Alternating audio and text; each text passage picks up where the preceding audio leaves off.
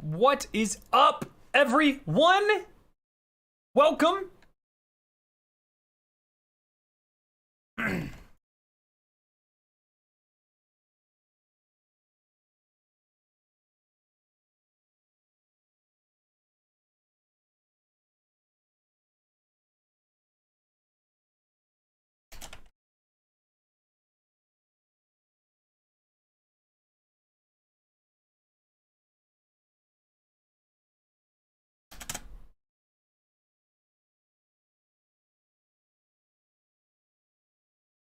What the hell is going on?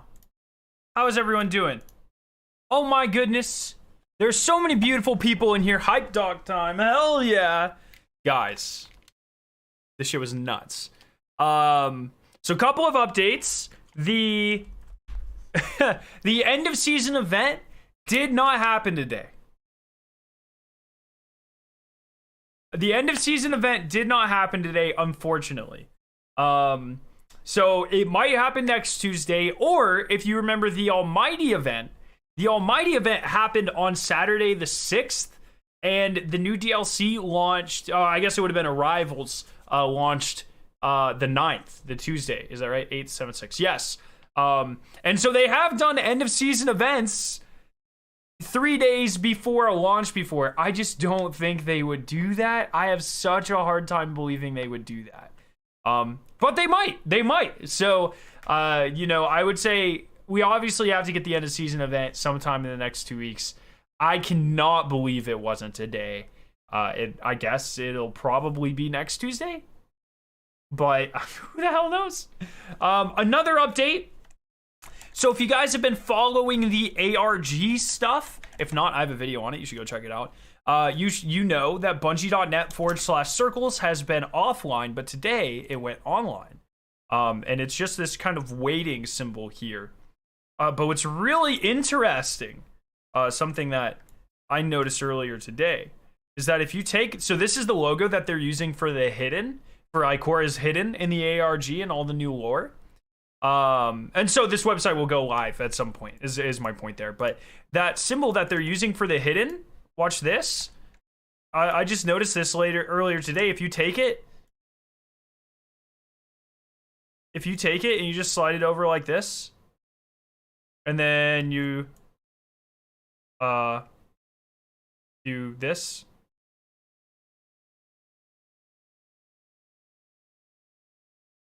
it is just Eris Morn's symbol, but like backwards. Isn't that odd? Isn't that weird? Really weird. So the symbol for the hidden is just, or Eris Morn has a rearranged hidden symbol. Kind of weird, but yeah. So this website will probably be up at some point, very soon, and this will be the next step of the ARG. Pretty exciting. Alrighty, Vidoc time, chat. Is it Vidoc time? What do we think? Or should we wait? Should we wait longer? Does anyone want to talk about something? I have a strong feeling that the Witch Queen will in fact be Destiny 2 Second King. OGs know what I mean by that. I think Forsaken far surpassed that, but maybe. But probably not. I do think it'll be very good. I'm starting to think that this DLC will be on the scale of Forsaken, easily. Not like, maybe not as much content, but the quality, I can feel it, dude. Bungie is fucking hyped. And I think this will be on the quality level of Forsaken. Like I said, there probably won't be as much content. Although there is a quote in here. Alright, so actually, so real quick, should we watch it through once and then watch it through a second time and break it down? Should we do that, or watch it through the first time and break it down the first time? I kind of want to watch it through once again just to get reacclimated, see what's going on, and then go. Yes. I'm guessing there's an ARG, upcoming ARG. Yes, I did a video on the first part of it. We're waiting on the other one. Cleric says, Scare, I need some advanced flavor recommendations. Hey, drinking some right here. Best flavors, Rocket, Bomb Pop. Exclamation point advanced in chat. Use code SCARE9 for 10% off. Bomb Pop's awesome. G1 Gummy Bear's awesome. Strawberry Lemonade is fantastic. I really want to try the Peach Tea. Any of those, I bet are awesome. Watch it through once, breakdown second. Okay. Okay. The Witch Queen can't be as good as Forsaken, or can't be just as good as Forsaken or the Taken King. It has to be great, amazing. Dude, so excited. All right, here we go, boys and ladies and gentlemen and girls. All right, hopefully the volume's okay. Volume check. Oh, it's too high, too high. What is true and what is... All right, how's that compared to me? Can you hear me over it? Our biggest foe, Savathun, has our grandest tool, the light. It's paying off narrative threads that we planted way back in Destiny 1. I'm here to protect humanity. How do we stop this? The stakes in the universe are rising, and it's the greatest challenge that we've ever faced. We're shedding that dogma of light equals good, darkness equals bad. We're really entering. Oh, it's okay. I'll turn the Vidoc up a little bit then. There you go. How's that? That was the coolest shot, by the way. I used that in the thumbnail. There are a lot of bombshells in the... Is it so quiet? I turned it up. And that's just scratching the surface of what we're going to get into this year.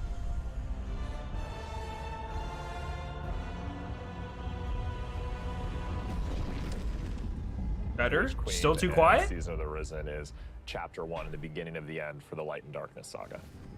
We're really getting to the core of what it means to be a guardian. There are a lot of cutscenes, by the way. Questions about the light and darkness. We have a big bad. They show a lot of cutscenes for a really long time, coming back in the form of Savathun. Savathun's had a hand in most of the major conflicts that we've been involved with.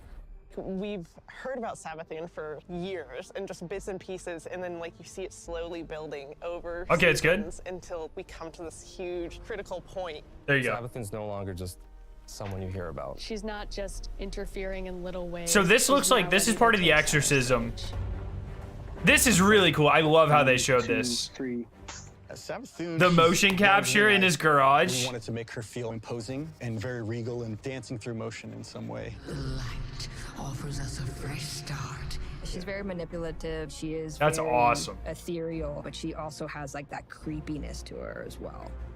She promised she'd help us out with this pyramid ship problem that's coming our way. But the reality of the situation is Savathun is only on Savathun's side. We've outlived our purpose, and it is to Savathun. Yeah, and the second time through, we'll break down everything. Where I just want to, let's watch it through once. Lived among us. She has Among Us? For fools. Sus? She knows us inside and out. And she's been a step ahead of us. Savathun sus? The whole way. So how do you beat someone like that? Is this the Bungie, Sony budget? And if oh no, this is months too late, dude. Be careful. We'll see the Sony budget like next year. In order to beat Savathun, you need to understand Savathun. Her throne world is a manifestation of Savathun's own personality, which is in Witch Queen going through a transformation through the light. She has these areas that she's kind of trying to shun and push away.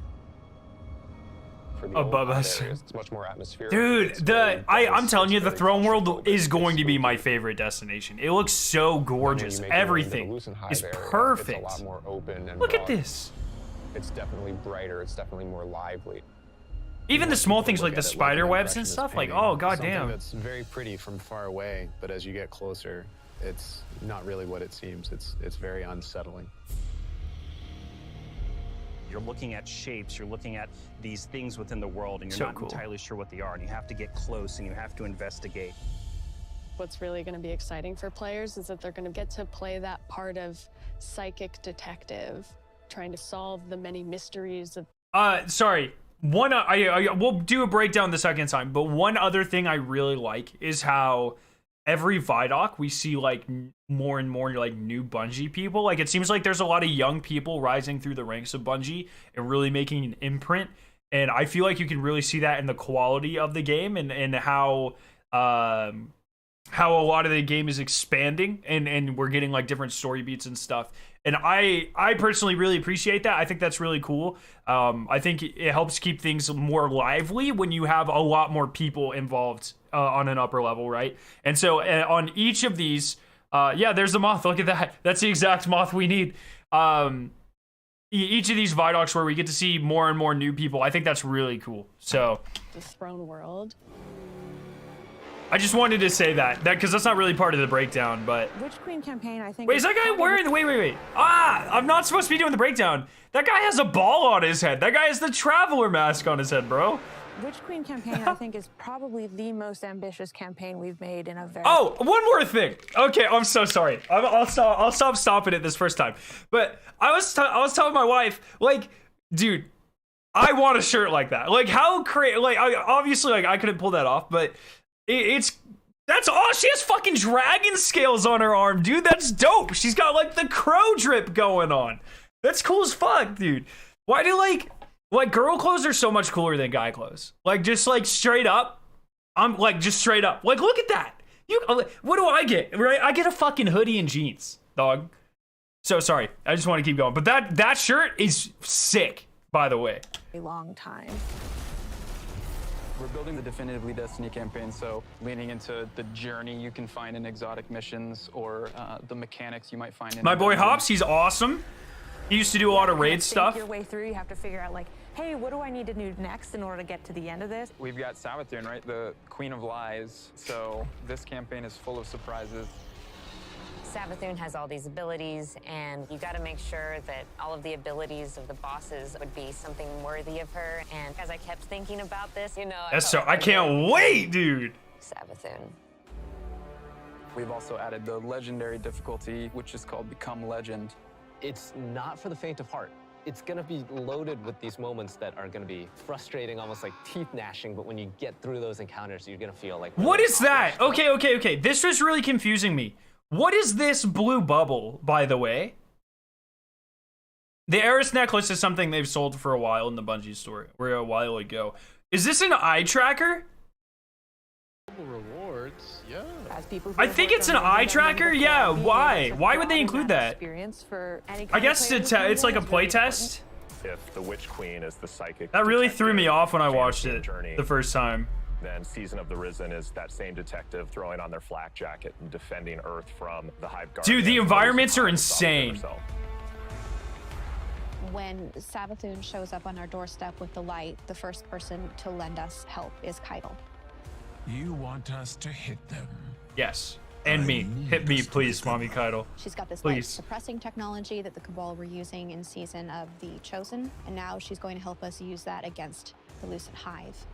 When you're working with Keitel, she has a different approach. It's not about asking questions, it's about getting in there and extracting. We don't really understand what happened. Dude, there's so much. There's so many cutscenes. The campaign and Season of the Risen in many ways is about that. And that looks like a crazy fight. Oh. Advance beyond the throne world.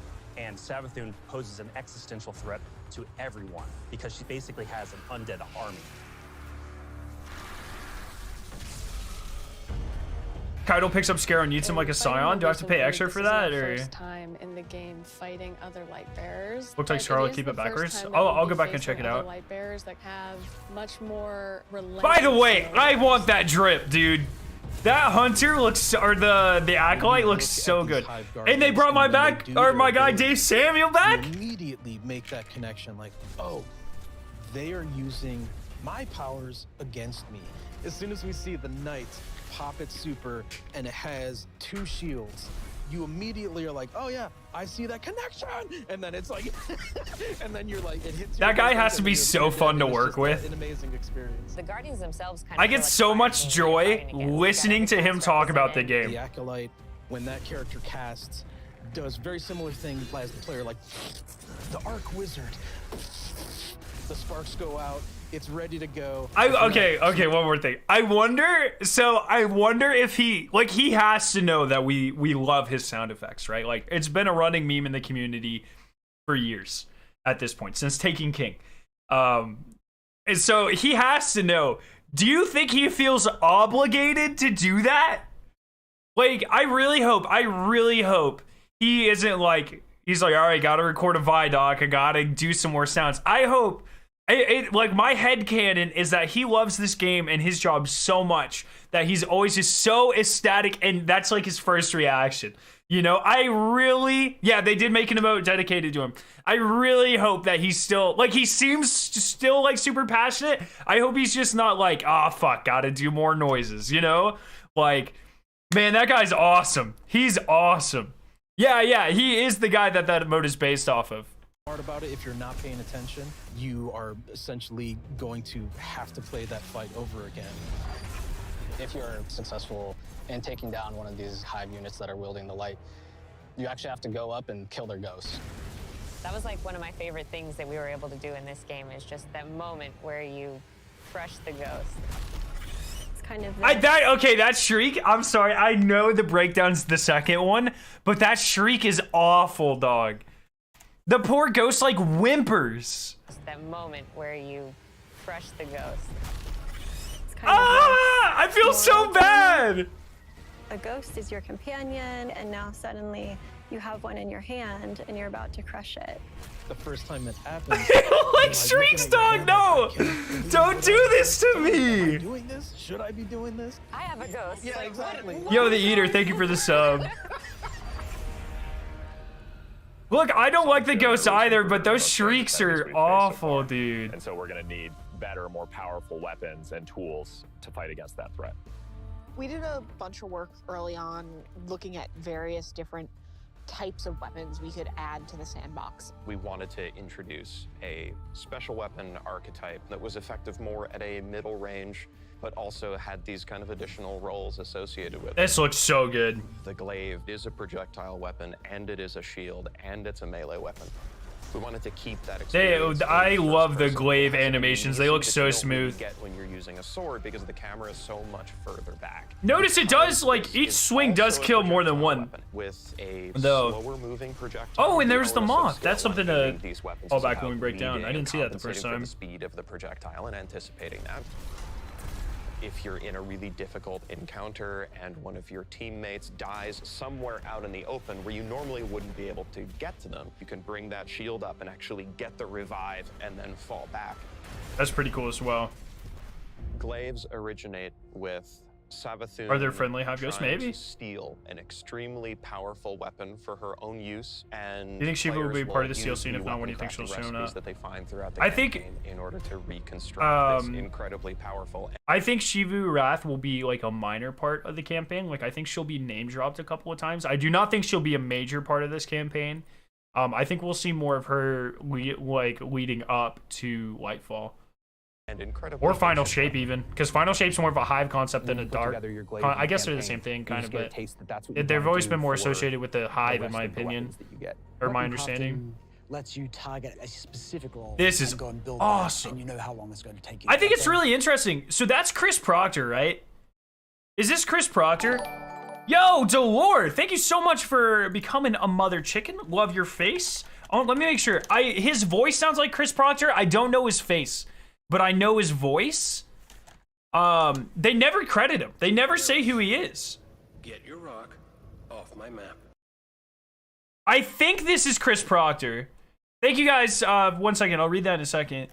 I'm like 98% sure that's Chris Proctor. But I only know it because of his voice. They never show his name anywhere. I noticed it the first time I was watching it. They show everyone else's name, but never his. Yo, Mobius, thank you so much for the super chat. The hype has never been so real. I am like so fucking ready. Thank you so much for the super chat. I'm so ready. Yo, Cam, I am having a sick day. The Vidoc's amazing. Really Thank you. You're awesome, dude. Do with it and like the feedback that we're Hopefully you're gonna having a great get day and too. People sharing all of the things that they Oh, were there's doing so with much the here. system. You're creating your guardian, and you want to be able to shape your guardian into what you want them to be. And this gives us a great opportunity to continue. Look, to Chris do that. Proctor shows back up here in a second, and they still don't give him a name. Yeah, right here. Season for weapons. No name. Oh, by the way, I can't wait to break this shit down, dude. Osteo Striga exotic submachine gun. This is. He has a very pleasant voice as well. Weapons of sorrow like Thorn and Touch of Malice fires swarms of tiny homing projectiles that land on a target and then explode in this poison burst. We have an exotic machine gun where the whole idea is be the Colossus. You can launch a barrage of up to 20 homing missiles. It's a comical amount of projectiles on the screen. We're doing an exotic glaive for each class this time, and the exotic perks tie deeply into the mechanics of the classes. We think they're going to be really cool additions to build crafting. We've got, you know, the usual suite of raid weapons, destination, activity, seasonal. I recounted it this morning. I think it's about 50. Also, the team that does like these shots Raid here, weapons, where destination. they do this a lot, where it, like rotates and then they're using different weapons every time. Oh, every time I see that, it's just so crispy. They do such a good I job. recounted it this morning. I think it's about 50 new weapons. You're going to have 2 new exotic armors for each class, totaling 6, 1 stasis, 1 non-stasis. The Titan stasis exotic. Cast your barricade, and instead of, you know, this Traveler's light and the rally barricade, you create a giant wall of ice. Even though this thing is massive, you still get all the benefits of a rally barricade. Warlock Void exotic. We called them the Devouring Rift legs because There's no way that's the final name, by the way, right? Like, there's no way there's gonna be a piece of armor called the Devouring Rift Legs. Off topic, but did anyone solve the Oracle noises in Last Wish? Can't find an answer online. That was confirmed to be a glitch. So when they ported everything back to the new engine, they had to rework everything. They had to kind of like rebuild everything to work on the new engine.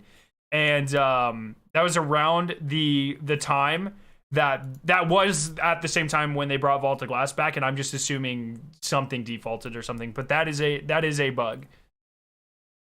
because we wanted Empowering Rift to feel like it had a place in endgame content. Oh my god, what an L take by L. The Witch Queen gear looks like shit. Bro, are you serious? Dog, that's an F take in chat. Holy. The way that Healing Rift does. Bad Empowering take. Rift doesn't heal you. Well, what if it did? In Season 16, you're going to see a massive revamp to the Void subclass system across all 3 classes. No way, This that is was a bug, literally marketing? No, it was a bug. They like, I'm 100% sure they said it was a bug. Never done before. One of the things we wanted to do is create a core set of verbs like we did with stasis. This looks so good. Suppressors now. I think that's the pretty cool That's thing probably, to be I'm going to be running suppressor grenade prop. That's cool that it suppresses Hive. Feel like you were the Night Stalker. Feel like you were that protector, that big Sentinel Titan. So you're gonna see things like Bastion, a new Titan aspect, where you take your big old Sentinel shield, slam it into the ground, and create this void barricade that's gonna apply overshield to you and your buddies. My favorite aspect is probably Child of the Old Gods. Wait, what is that shirt? Warlock controlling space and time. I'm able to rip a hole into We're gonna look at that later. and pull out this little like sentient black hole. Whenever I target an enemy, my little black hole buddy is gonna fly over there and start draining their life force. The Void 3.0 update is really setting the stage for how we're thinking about updating subclasses for the rest of the year. We're gonna extend. Why would you this ban someone for their philosophy to opinion? I didn't ban solar anyone. and What are you talking solar, about? Obviously, is going to be about burning, but there's Said this it was other a bad component to solar, opinion, and bro. that's healing. Arc is all about. No one got shooting, it's all about banned! lightning, direct attacks, quickness. We're gonna take the fantasies that you know and Brother, literally no one fucking got banned. What are you talking about? I'm gonna ban you. Wait, did 2 people say? Wait, like literally no one got. Oh, you guys are nerds. You guys are fucking nerds. This right here, exclamation point ban hammer, that's a joke. It doesn't actually ban anyone. Watch. You guys are freaking nerds. Scaro 9. It doesn't actually ban anyone. It's a Nightbot command. You guys are actual nerds. What the? Okay. love today. We're gonna embellish them. So what you'll see is like all of the new abilities, all the new. It's like no one fucking got banned. reinforce What that the? To the core. Pretty excited about it. Witch Queen is very much the culmination of the last 6 to 7 years of just Destiny all together. And really, this is starting the road to the final showdown. But things aren't necessarily just dark and light anymore. There's a lot more nuance in the game. There are so many cutscenes. It's going to be a real fight. Players have something that they're. Did I just see that correctly? Icor's holding a worm. Ikor is holding a fucking worm. How did I not see that the first time? It's going to be. Look! Is this something that people know?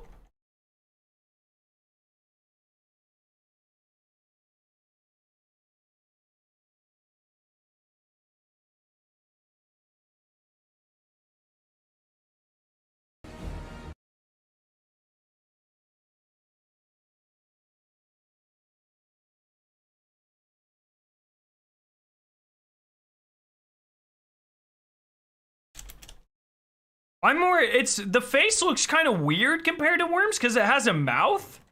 That's kind of weird. But here, when you see the tail, it's gonna be. Oh fuck. The tail's a lot more obvious that that's a worm.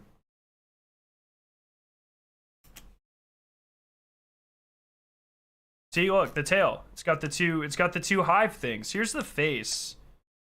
The face is kind of weird because hive worms don't have a mouth. I'm not really sure what that's about. Yo, Eater, thank you so much for the super chat. I think I'm the only one that saw they were talking about the old tower, right? Wait, what? Where? Here? Dark and really this is starting the road to the final showdown. But things aren't necessarily just dark and light anymore. There's a lot more nuance in the game. Where do you see them talking in the old tower? Here? I mean, this is like Zavala's office, no? Oh, wait. Is this like where the collections used to be?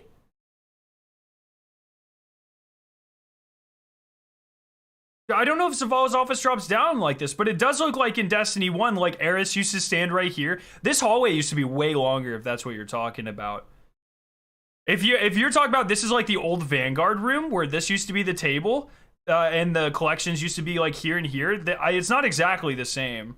Obviously, it's like destroyed now, but yeah, I think this is Zavala's office. I don't know if it drops down like that, but I haven't been down there in a while. Yeah, it's got bookcases up here. This is totally Zavala's office. It's going to be a real fight. Players have something that they're really going to be challenged by.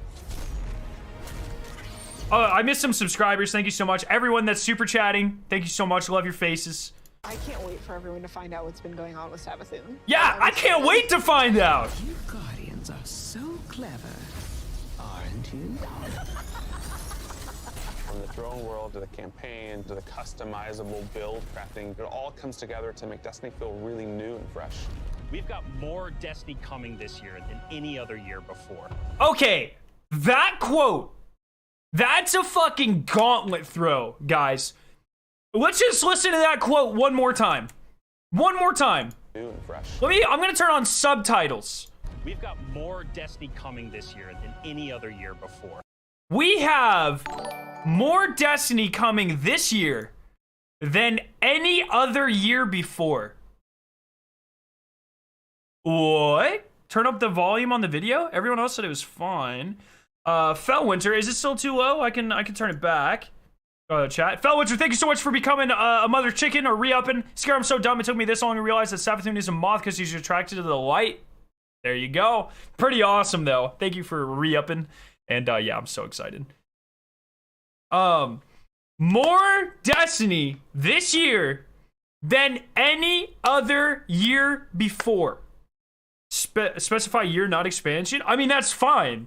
That's fine.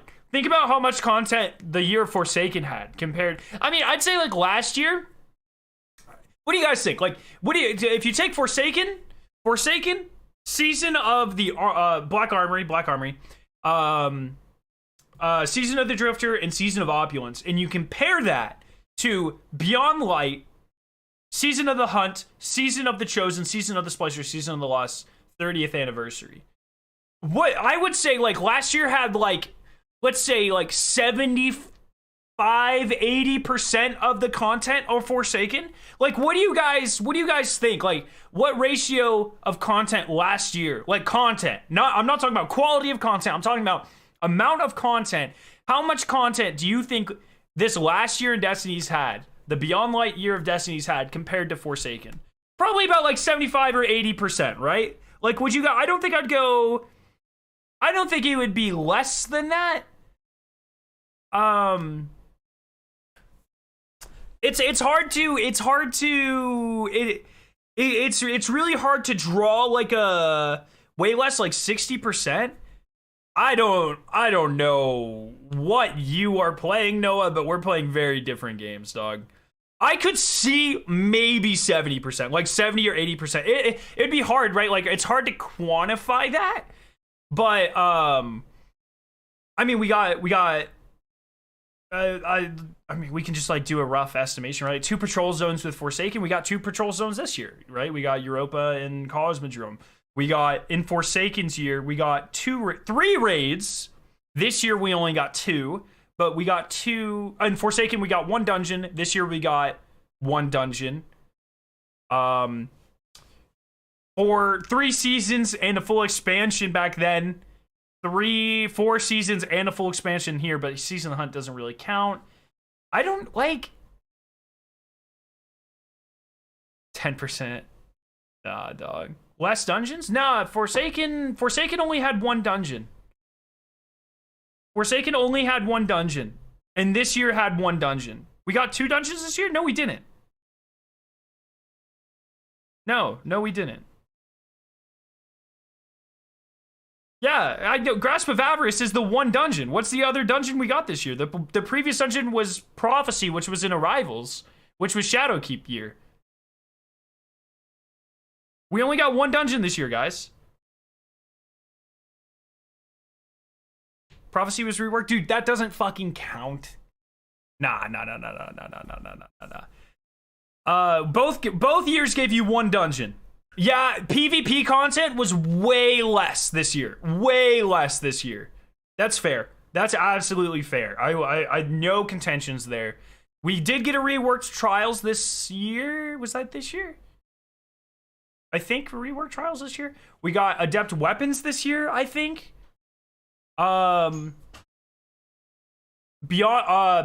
Yeah, Forsaken year had how many secret quests? 1. Outbreak.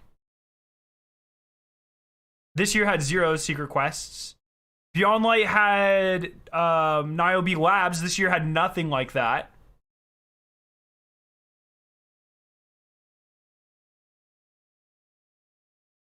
Two exotic quests in each. Outbreak and Bad Juju. Oh, Bad Juju more or less counts, I guess. And then Hawkmoon and DMT. We got Gambit and Forsaken. Yeah, that's like negative points for Forsaken. You're not helping the argument. No, I mean, you're right. Yeah, an entire new game mode in Forsaken. Like, that's huge, right? Like, that's a solid third of the casual game. Of like the not like end game, you know. When I say casual game, I mean like the opposite of end game, like your daily rotations. Forsaken had more maps, strikes, destinations. It did not have more destinations. They both had 2. And weapons. It had more weapons than Beyond Light. Did the entire year have more weapons as a whole? This might be like a good topic for a deep dive video, you know.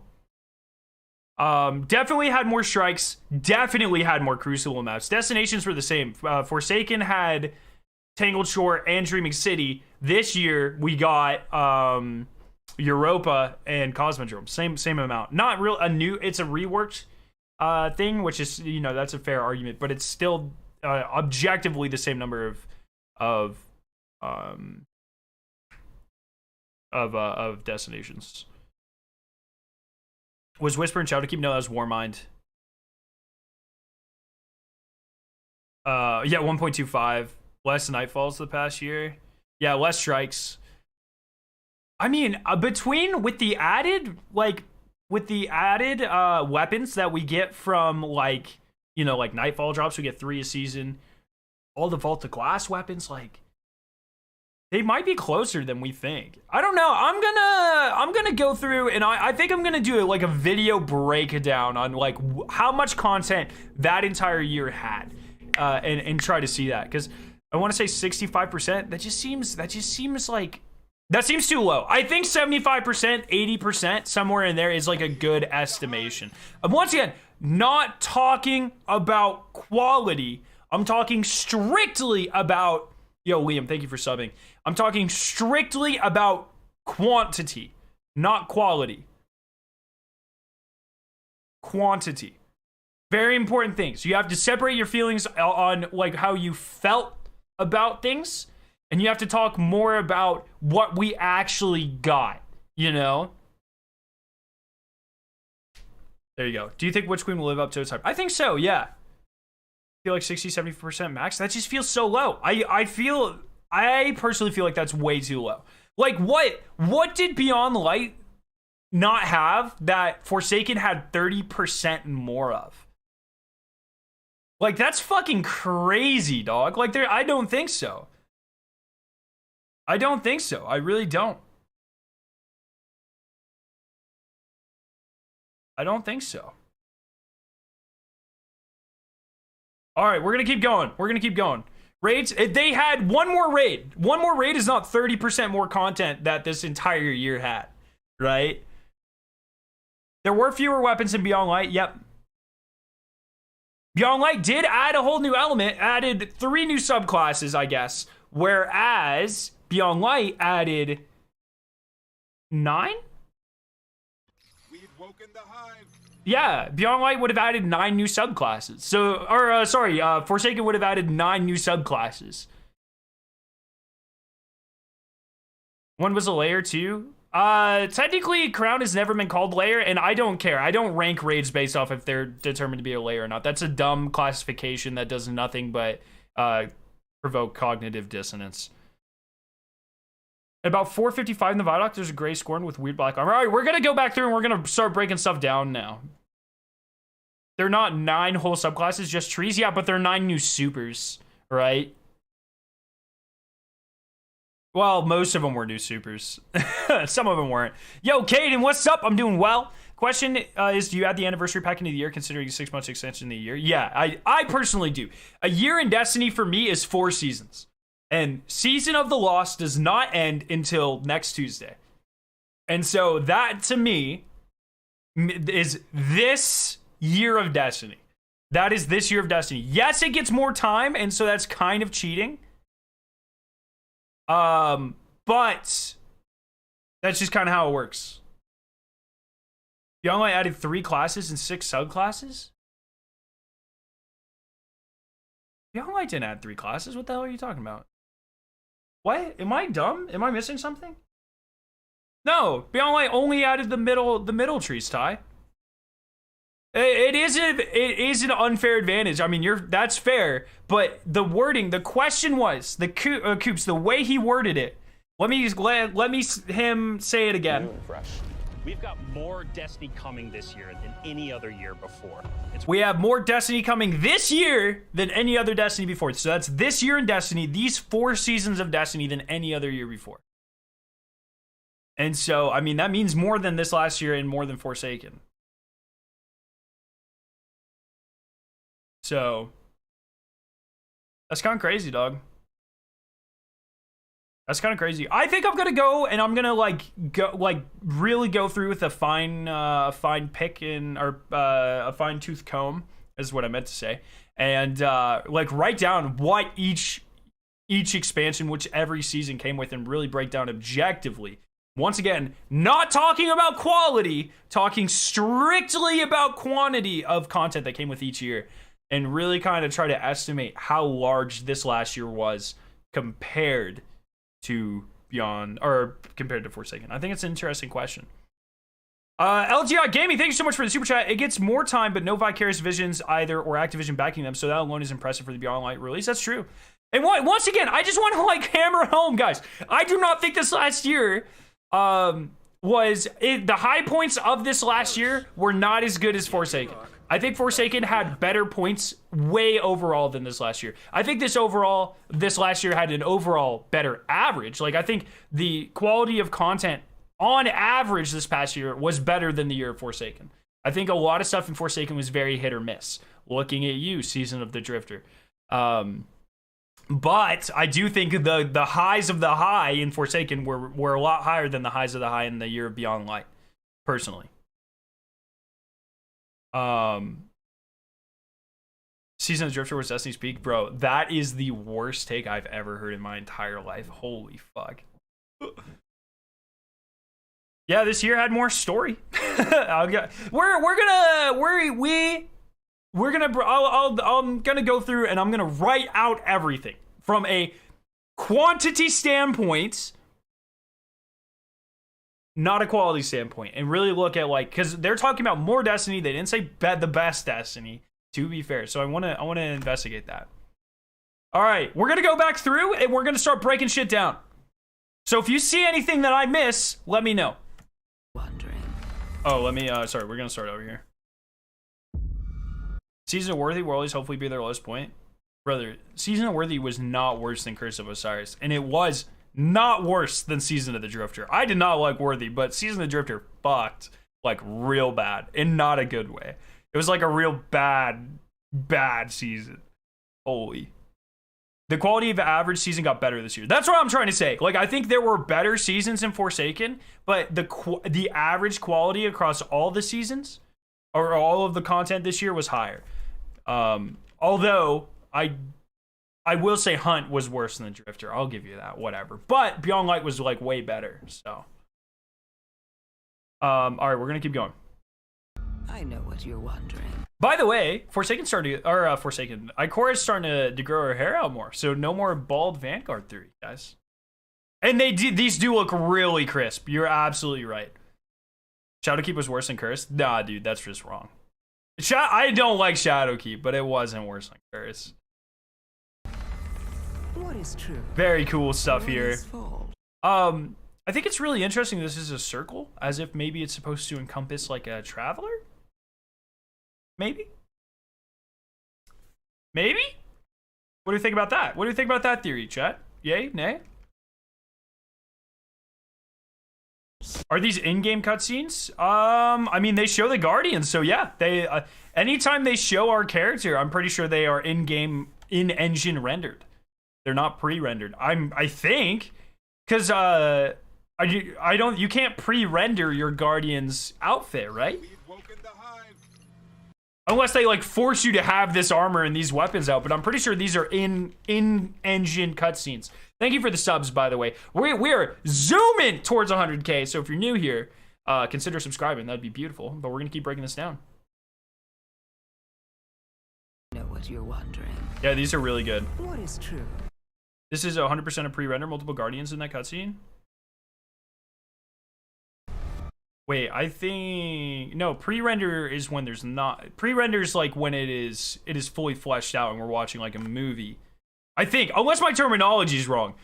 I think you used it wrong there, Coops. Pre-render is like when they don't show our Guardian because it's actually happening in game.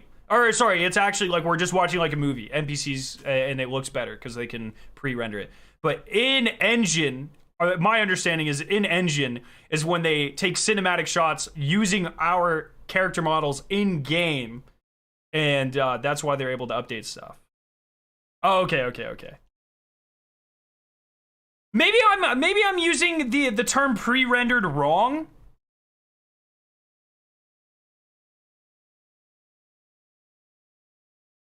Well, one second. Let me look up the definition: pre-rendered versus in-engine. Pre-rendering cutscenes are worse looking than in-engine cutscenes in most PC gaming. Okay, so I had them backwards.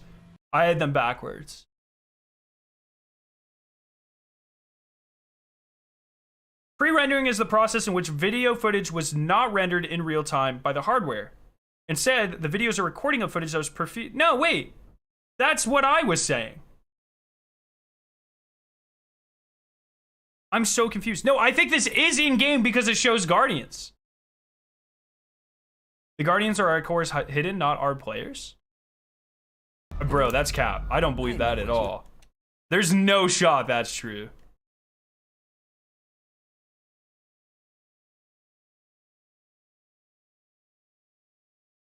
Pre-render means it was animated by themselves, like a movie, and in-engine means it was following code. Yeah, that's what I was saying. So in-engine would look worse.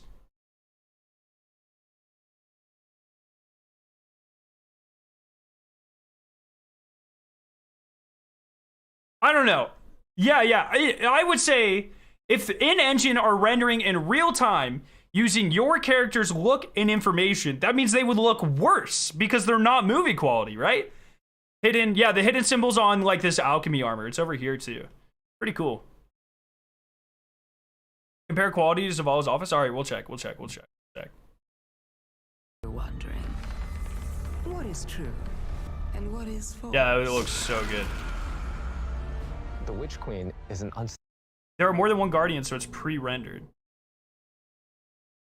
So the only cutscenes where it is in engine, where it's updating in real time, has. That's not true. Like the intro to Raids have more than one Guardian in them, and those are obviously not pre-rendered because they update with how your characters look. Unless I'm like completely misunderstanding this thing. Oh, like, I don't think I am, but maybe I fucking am. Who knows? I'm a chemist, guys. I don't do this shit. I don't know. All right.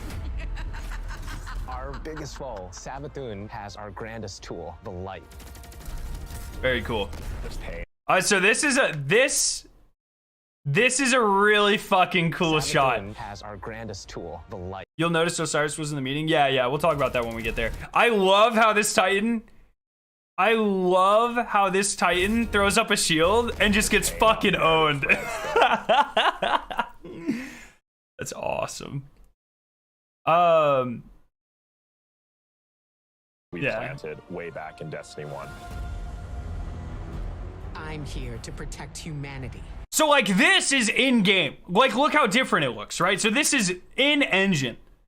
This is character models in-engine. It'll probably have our Guardian in it at some point. The stakes in the universe are rising. Right? Am I wrong about that? And it's the greatest challenge that we've ever faced.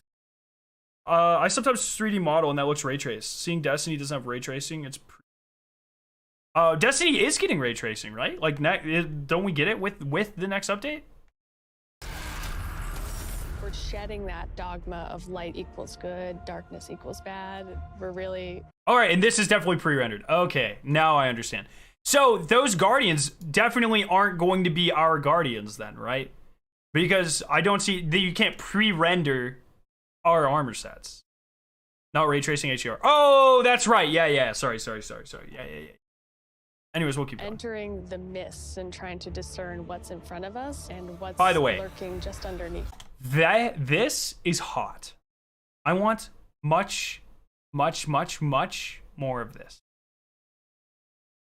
I want more of this. The mists and trying to discern what's in front of us. You think this is on Fundament? Yeah, I actually think you're right. So it's obviously like this is Ikora watching some sort of like simulation or something. And trying to discern what's in front of us. And I agree. I think this is Fundament. I think you're right.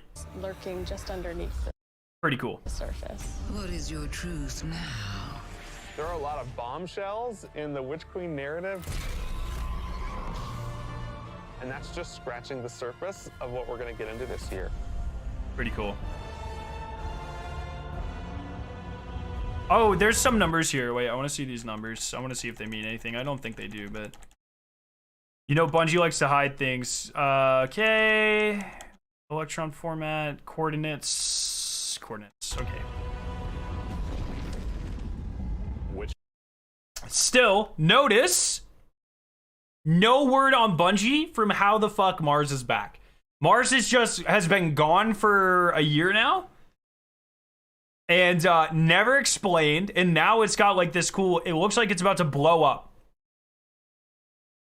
Look at the planets aligning in the Ikora shot. Dogma of light equals good, darkness equals bad. We're really entering the mists and trying to discern what's in front of us. Oh,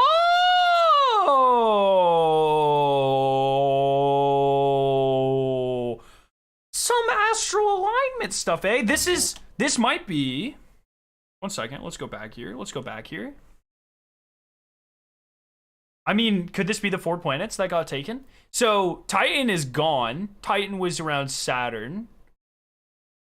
I guess I was thinking this might be Jupiter, but Jupiter's definitely still there because we go to Europa.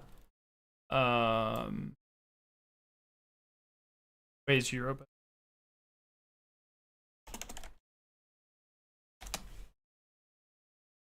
Yes. Yeah, I know it's Fundament, but what are these planets in the background? That's really interesting.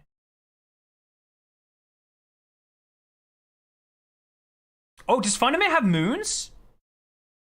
Oh, it's this. Oh, that's right, because the Great Wave happened when the planets aligned, right? Let me wait. I want to look that up real quick. Syzygy. It's been so long since I've read the. It's been so long since I've read the Books of Sorrow. Oh fuck! I didn't want to do that at all. Let's. There we go.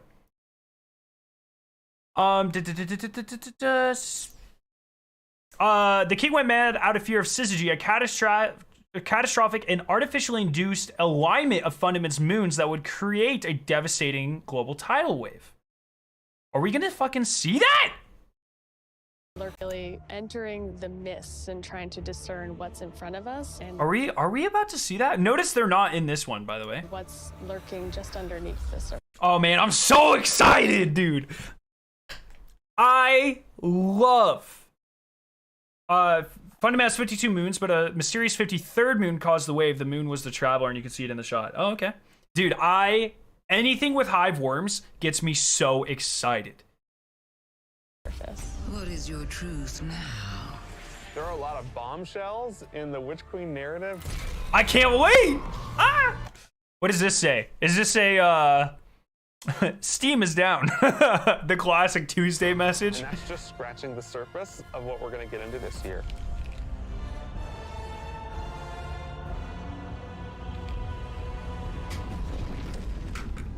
Look at that. And Season of the Risen is chapter 1 and the beginning of the end for the Light and Darkness saga. Really getting to the core of what it means to be a guardian. We are looking at and asking big questions about the light and darkness. We have a big This is the Exorcism. So we're gonna see this soon. that we've been. I don't know why she touches the crystal. It seems kind of sussy to me, but I mean, last time Crow touched the crystal, he for a like really long time coming didn't back have a in good the- time. in the So form of Savathun. Savathun's had a hand in most of the yeah. major So conflicts that we've. How is Ikora breathing on Mars? The Traveler terraformed all of those planets, so they presumably all have atmospheres. been involved with. This is a cool. That's a cool little transition there. Very cool. Years and just bits and pieces, and then like you see it slowly. My husband said they merged. Said what merged? Sorry. I'd be more excited if my collector's edition had ship by now. Dude, I literally opened it or purchased it like 30 minutes after it went live. And I still have gotten 0 messages. Oh, but I have mail. Nothing. Fucking nothing, dude. Bungie hates me. It's official. I've gotten no updates about my collector's edition. I even emailed the store and I was like, dogs, please just confirm my order exists. Because I can see it, but I've yet to get any emails about it. Ghosted. It's all right. Don't worry about it. All right, we're going to keep going. Savathun and Mara. Oh, maybe. Building over seasons until we come to this huge. Okay, so what is this symbol? So they showed this symbol when they very first teased the Witch Queen, but we have yet. Have you gotten the soundtrack yet? I don't think the soundtrack's out yet.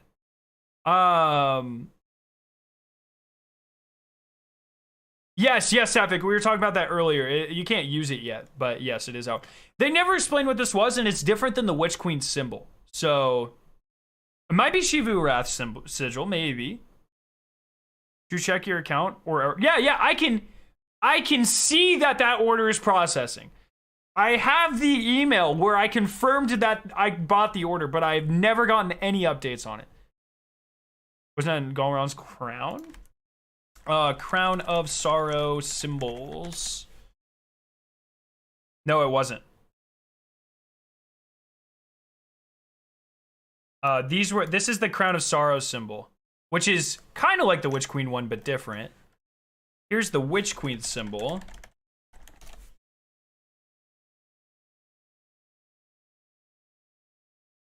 I'm so confused, dog. They've used 8 different symbols for Savathun. So that's the one for Galron. Here's the one that they used to promote Witch Queen when it first was announced. And here's the Witch Queen's actual symbol.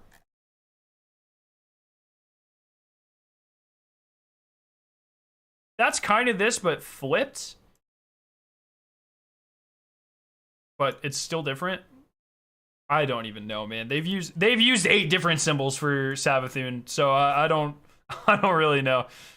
Do you think we're gonna event before Witch Queen? Could it be that each symbol had their sibling had their own symbol? I mean, they do. We already know. I mean, Oryx's symbol was vastly different than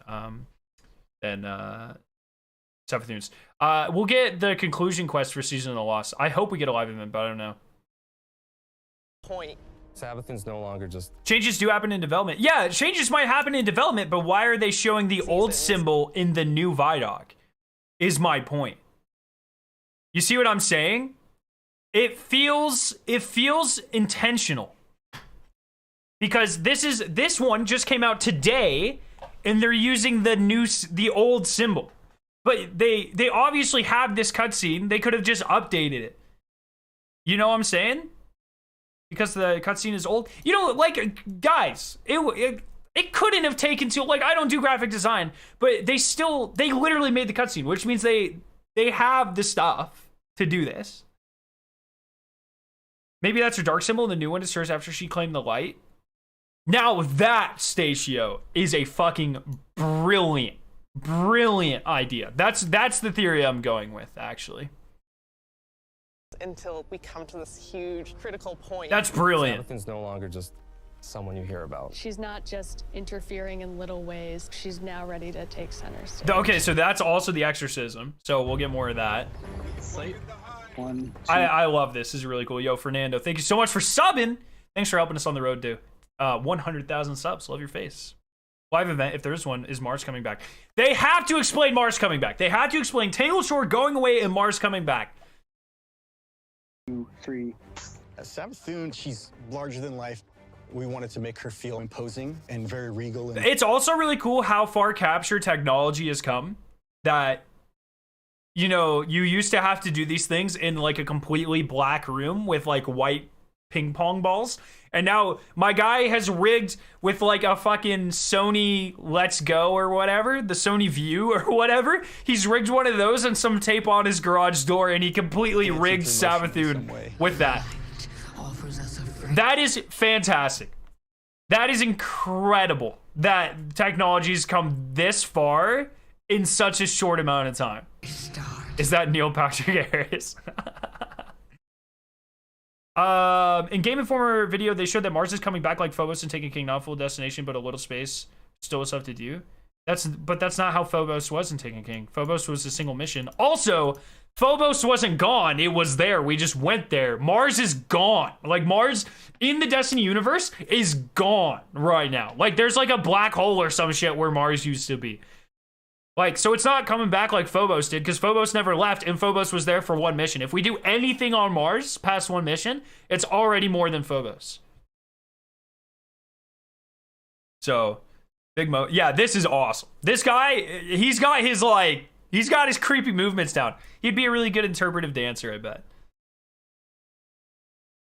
She's very manipulative. She is very ethereal, but she also has like that creepiness. Dude, that's creepy as fuck, dog. She promised she'd help us out with this pyramid ship problem that's coming our way. But the reality of the situation is Savathun is... Yeah, so this is in-game. So this will be our guardian. There we go. So, someone said, Protheon on Twitter, who's the community manager for like Destiny Tracker and stuff, he said that he thinks someone in this cutscene is going to die. Counterpoint, I think everyone in this cutscene is safe, and they're rallying after someone in this that's not in this cutscene died. So I personally think that Ikora or Osiris is getting the big dead. That is my theory. I think we just had so much lore setting up how strong Ikora is. We have so much lore recently about Ikora, making tactics. We know in the alternate timeline, Savathun kills Ikora. I think Ikora gets the gunny. But they also show her in this cutscene later, or like in a similar type of cutscene later. My like actual prediction, Crow in here. Crow will be with Keitel. Crow's fine. There's no way they're gonna kill Crow. He has to become the speaker. He has way too much story.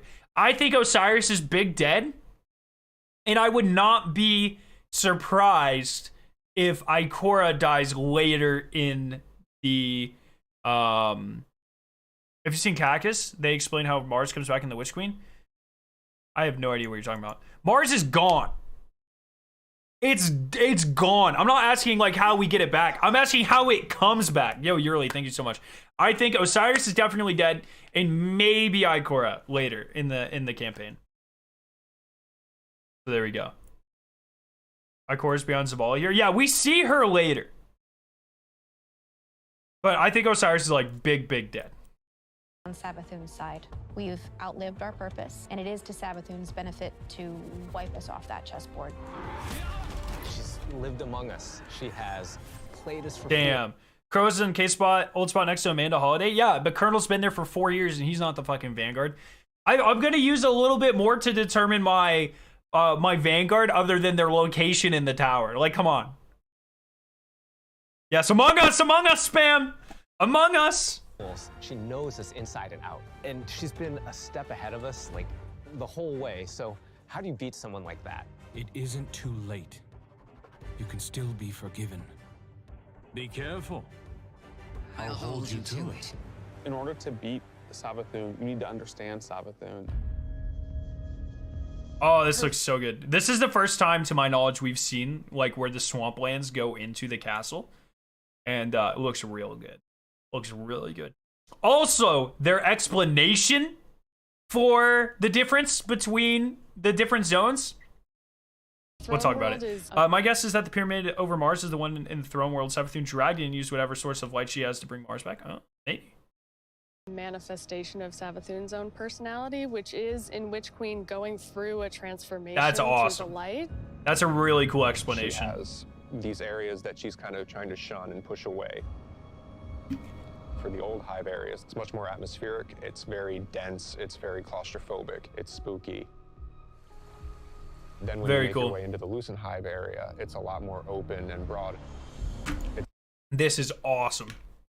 I'm so excited for this. I'm so excited for this.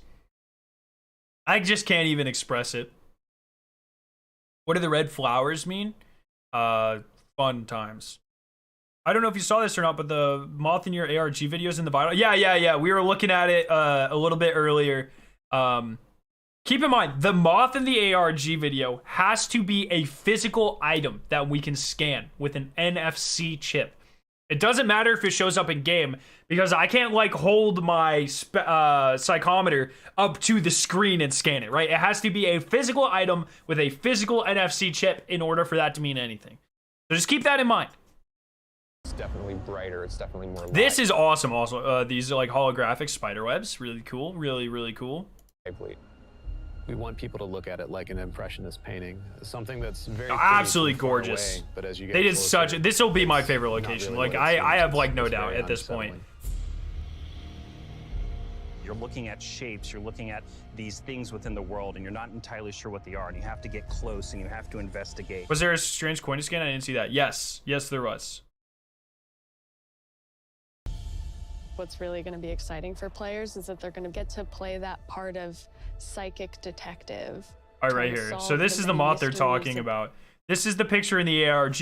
Yes, there is that picture in the collector's edition book, but that doesn't mean anything. We need a physical one. There's also these numbers 9682. That's really interesting.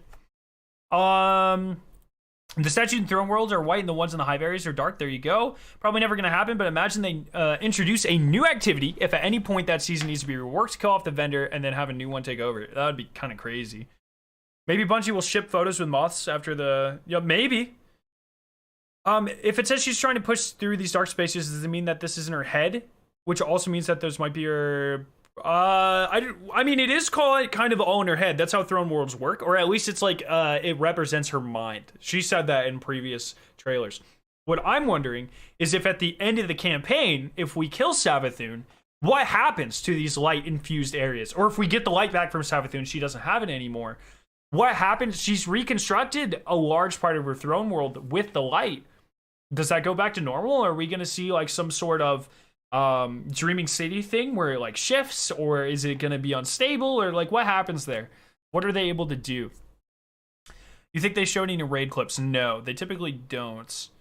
The red flower came from the black garden. It's called Asphadelia. Yeah, they were talking about Chad was talking about that a couple days ago. Pretty cool. Could that symbol be Praedythes? And the darkness symbol seems to be everywhere. This symbol? This is the symbol of the hidden. It looks like this is the Dreaming City with the Dreadnought in the most direct way they could. I think that's kind of the point. So been any strange coin news? It just plays the sound from the collector's edition. Sorry. Why a photo in the Dreaming City tower on the board top right? Here? Oh, interesting. Oh, well, Savathun started that cycle. So that's probably why. Okay. No, I think this is our Guardian. It might be on Throne World. This looks so good. Witch Queen campaign, I think, is probably the most ambitious campaign we've made in a very long time. A dev said in the interview that hive worms metamorphosized into moss when exposed to light. That's kind of cool. It's probably the most ambitious campaign we. Rally banner on that drop? Really? Mysteries of the Throne World. So they did say, oh yeah. So they did say, chat. So I've been watching and reading articles all day. There was a group of content creators, I was not one of them, that got invited to a Bungie Discord server, got to watch like an hour of the campaign, got to ask questions. They said that a large part of this campaign is that each mission will be structured more like an endgame activity. And so every mission has 1 to 3 like encounters where there's a rally flag and you're fighting like a boss or doing a puzzle or something like that. And so it's gonna feel a lot more like mini raids or like a mini dungeon or something. And so you'll see these rally points throughout, and this means that like this is the start of like an encounter here. So that's pretty cool. That's pretty cool. Yeah, significant encounters. Yeah, and every mission has 1 to 3. This is one of the longest campaigns they've ever done, they said. And there's going to be a lot more like puzzle aspects and stuff like that, which is really cool. Witch Queen campaign, I think, is probably the most ambitious campaign we've made in a very long time. That's a crazy claim. Oh yeah, Moth. We're building the definitively Destiny campaign, so leaning into the journey. Oh, these things are deep sight? So this deep sight will probably, when you activate it, will probably get this statue to tell you which way to go or whatever. But you'll have these bubbles and they'll unveil like pathways and different secrets and stuff. This is essentially our version for the Throne World of the tincture of Queen's Foil from the Dreaming City. Pretty cool. With what we've got with Prestige and Expunge, I'm pretty excited to see them doing a full campaign. Me as well. It's going to be crazy. Also, on the Vidoc, missions are replayable on the map. Missions on any difficulty are always replayable on the map at any time, from what they've said.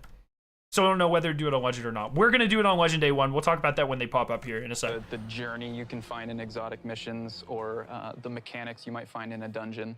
That's... So, okay, let's re-listen to that. The journey you can find... Wait, one more.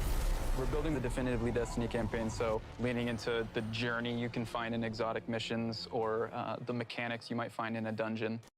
We're building the definitively Destiny campaign with mechanics, or with the journey you might find in exotic missions. So Presage, Harbinger, Whisper of the Worm, and mechanics that you might find in a dungeon. So like they are making the campaign like actual girthy content, actually having like substantial things. You can't just mindlessly fly through it. There's going to be difficult encounters. There's going to be cool jump puzzles and regular puzzles and boss fights. And that is awesome. That is fantastic. I want a reason to replay the campaign. I pretty much never do. I want a reason to. I really do. That's awesome. What about something special? When you kill or break a shield, I've heard some people say, but they come out of some Hive enemies and they will empower, they'll flutter over to other Hive enemies and empower them. Or if you're close enough, they'll like dive bomb you and blow up on you. Pretty cool. You have to kind of think your way through. You have to figure out like, hey, what do I need to do next in order to get to the end of this? We've got See, more puzzles. That's awesome. Like, we need that. That's sick. Joe stated that a legendary difficulty is somewhere between a solo flawless exotic mission and a solo flawless dungeon. I'm playing legendary on day 1. Hell yeah. And if you missed it, campaign scales with the number of people you have. So if you go into a campaign with 1 person, it'll have way fewer enemies than if you go into the campaign with 3 enemies. So there's like difficulty scaling based on your fire team size. This is the first time I think we've ever seen that. The only like there's one equivalent is Glassway. Has some spawns that only spawn if you have 3 people. So like there are sniper shanks in the, you know, like there's that room at the very end of Glassway, the strike. There's that hallway with like radioloria fluid and you have to like stand on the plate and drain it. There are sniper shanks that only spawn there. I think if you have 3 people, they might spawn if you have 2 or 3 people, but solo they don't spawn. And so like this is the equivalent of that. That's really cool. Difficulty scaling exists in health bars currently. I actually didn't know that. Where? In what activities? I've never heard that before. When they're talking just in campaigns, When they talk about the season, they say we fight the Hive Guardians and ultimately Savathun, so I don't think we'll kill her in the campaign. Oh yeah, I mean, that's a fair point. But very cool. So like it'll scale in number of enemies now, which is really cool. A lot of them? I've never seen that. That's kind of crazy. I think there'll be a secret mission requesting that there's one exotic. There are 2 exotics unaccounted for. At Savathun, right? The Queen of Lies. So this campaign is full of surprises. What does that mean? What do you think this means? This symbol on the ground? That's kind of weird, eh? Very interesting. I did Glassway for bounties the other day. I was wondering where the sniper shanks are. Yeah, that Glassway might have been them like testing this technology out. That's not how it was said. Someone asked if it would be on that level, and he said, "Big Kid Lost Sectors or does Dungeons raise exotic quests are the ones to play?" What? Oh, if you play them. Oh, okay. There you go. 540 new relic weapon. We'll talk about it here in a second. Sight puzzle, maybe? Oh, maybe. Yeah, I know it's Savathun's symbol, guys. I know, but like, why? How? What does it do? You know, like it doesn't look like a trap. A puzzle's probably a good shout. Savathun has all these abilities, and you got to make sure that all of the abilities of the bosses would be. This looks so cool. And as I kept thinking about this, you know, I felt like I was really becoming Savathun. All right, so this is our first look of the map of Savathun. It looks like very similarly to like the Dreaming City. It'll have like a couple central locations, but also a lot of offshoots. Yo, Fate versus Fate. Thank you so much for the sub. So if we look over here to the left, you have the Enclave. There's all sorts of stuff up north we never get to see, but you have this central location called Quagmire, and the Fluorescent Canal over on the right. So this will probably be like the Swamplands, I would say. I don't know. So that's pretty cool. Family Guy Easter egg. But then you have all this sort of stuff over to the right here, the Alluring Curtain and Apothecary below me. You have a court of someone up here. It looks like it's gonna be a pretty substantial location. So that's really cool. I think the Enclave location is Mars. Yeah, they've talked about that a little bit. So yeah, the top map, that area is grayed out a little bit. I'm pretty sure that's. Do they do that in game now? I don't remember. So yeah, there's a lot of stuff up here. I mean, I don't think any of this stuff, like looking at the architecture, like this might be the throne world a little bit here, or the castle. So maybe the right side or here. It's really hard to like tell really, based off of this shot, but pretty cool. And we might still even have more, like even, you know, we obviously have a location like up there, but maybe there's even more, like, I don't know.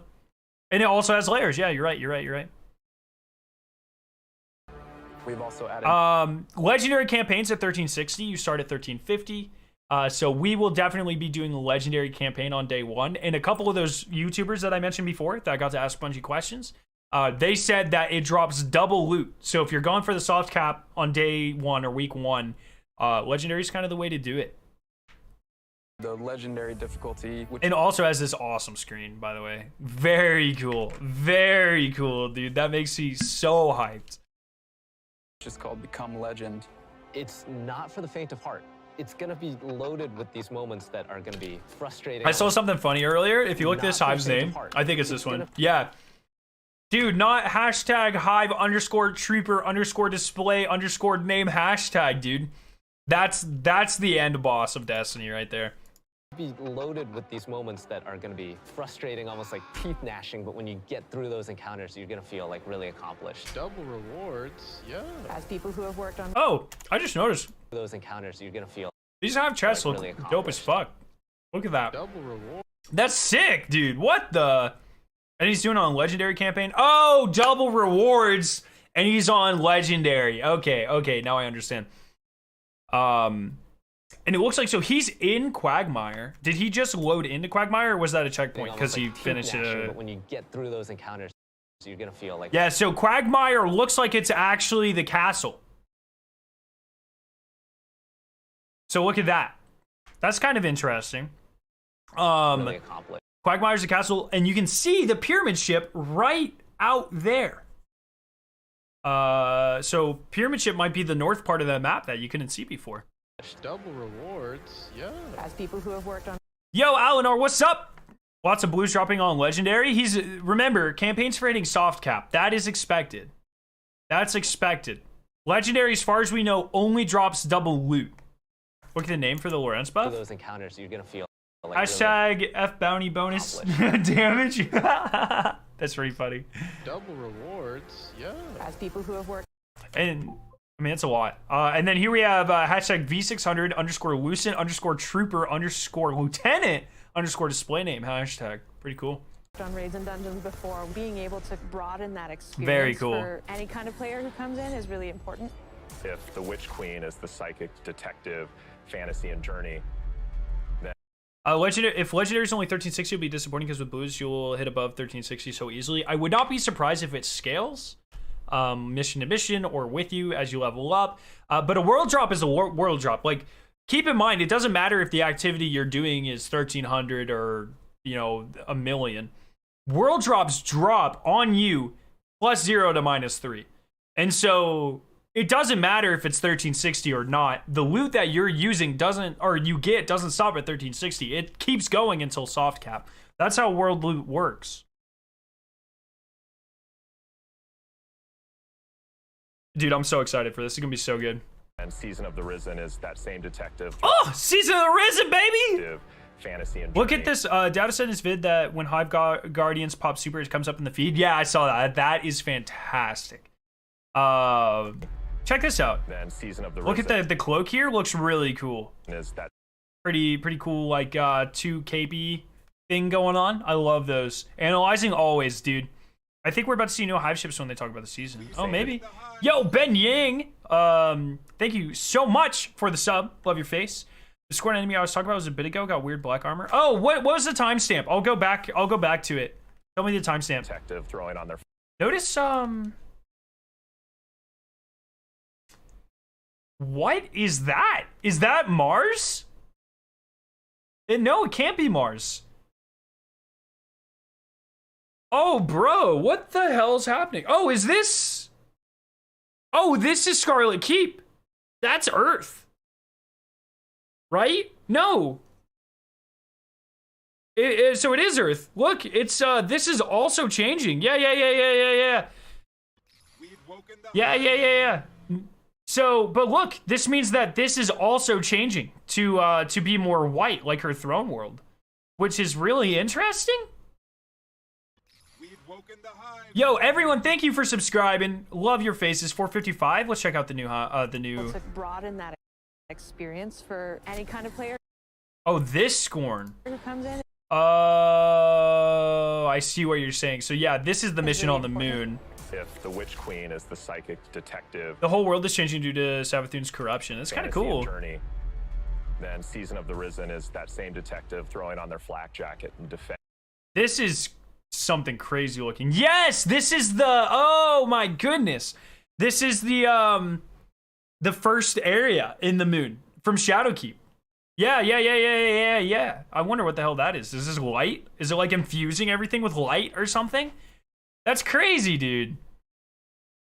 That's awesome. This is what I love. Yeah, the single evolving world thing. I love this about seasons. Like, they're little details, like we talked about with the bridge changing. That's fantastic. Or things like Kaido's ship during Season of the Chosen appearing over different planets. Or in Nessus, when Kaido's tank took over, and now there's like a new area on Nessus that you can go into and patrol. Like, when the world changes in response to ongoing events in the story, like, that is like my favorite thing. It makes the game feel so immersive and it feels so good. Yes. I think someone's edited it out. Hey, maybe. That looks like Prison Hills from the Dreadnought. Maybe. They might be like holding the moths to infect Hive or something. Such a strange feeling being unbelievably hyped for Witch Queen and hopping on Destiny and having nothing to do. I know, dog. Is this Phobos? No, this is the actual moon. Like Luna moon, our moon. Damn, Arska, nice. All right. Those are new Hive ships? Oh yeah, they kind of are, aren't they? They got little upgrades. They got little spiky boys. Earth from the Hive. Yeah, once again, I just want to say thank you for all the new members. Best way to support the channel, you can type !member in the chat to become a channel member. Best way to support it's just like subscribing on Twitch. You get like exclusive emotes, your name turns green, you get a raid boss next to your name in chat. Best way to support the channel, helps with analytics. And thank you for all the new subscribers. We are like just rushing towards 100,000. You guys are beautiful. Thank you so much. Let's keep going. Cabal ships in the background. Yeah, because the season is Keitel versus the Hive, so it's pretty cool. I wonder if that's carrier of the ghost to grant the moon. Maybe it could be. You think they would be green if that was true though.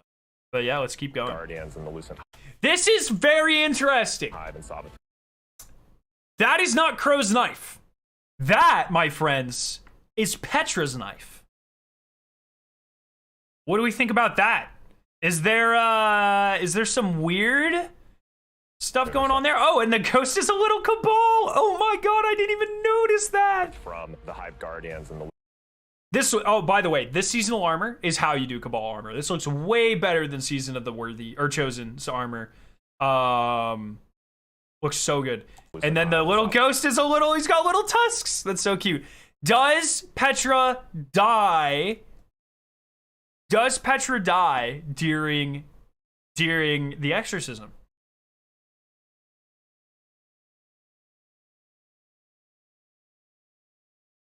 I'm still debating whether to do campaign solo or fire team. What do you think is the best option? I'm doing fire team. I bet solo is a great experience though. It's really up to you where you enjoy the game the most. You know? Within herself. And he even does the Petra flip with it. When they'll be friends, dude, they hate each other right now though. Savathun shows up on our doorstep with the light, the first person to lend us help is Keitel. You want us to hit them. I need us to hit them. Very cool how Keitel's like, you want us to hit them, and then Zavala's like, I need us to hit them. You know, is clever wordplay to show like Zavala is like in this alliance.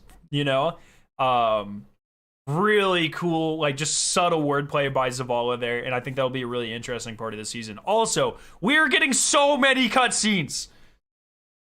She's got this light suppressing technology that the Cabal. Also, really cool that Saladin is on this. When he, if I remember correctly, just wanted to roll over the Cabal in. Oh, also she's in the tower, which is crazy. But he just wanted to roll all over the Cabal. Didn't want to alliance with them, and now it seems like he's kind of come to his ways, or come into the airs of his ways. Yo, Sweeney, thank you for re-upping. Zavala's voice is kind of sexy, not gonna lie. Oh yeah, thank you for re-upping. Love your face. The bridge is complete. Yeah, the bridge completed today. We're using in season.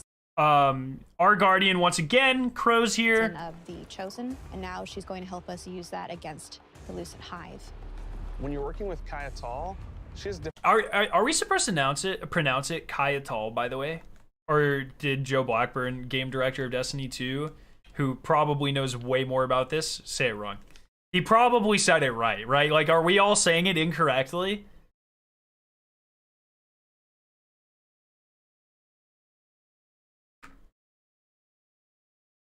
It's Keitel? No, he mispronounced it. All the NPCs say it differently? Okay. Different approach. It's not about asking questions. It's about getting in there and. Oh, this scene! This has to be in the helm, right? Look at that gun. What gun? That? I don't think that's a gun. Oh, did I mute it? Is that a gun? It's not about. I think that's like a light cage. I don't think that's a gun. It's about getting. This is in the helm, right? He tweeted poking fun of himself. Oh, okay. This has got to be in the helm.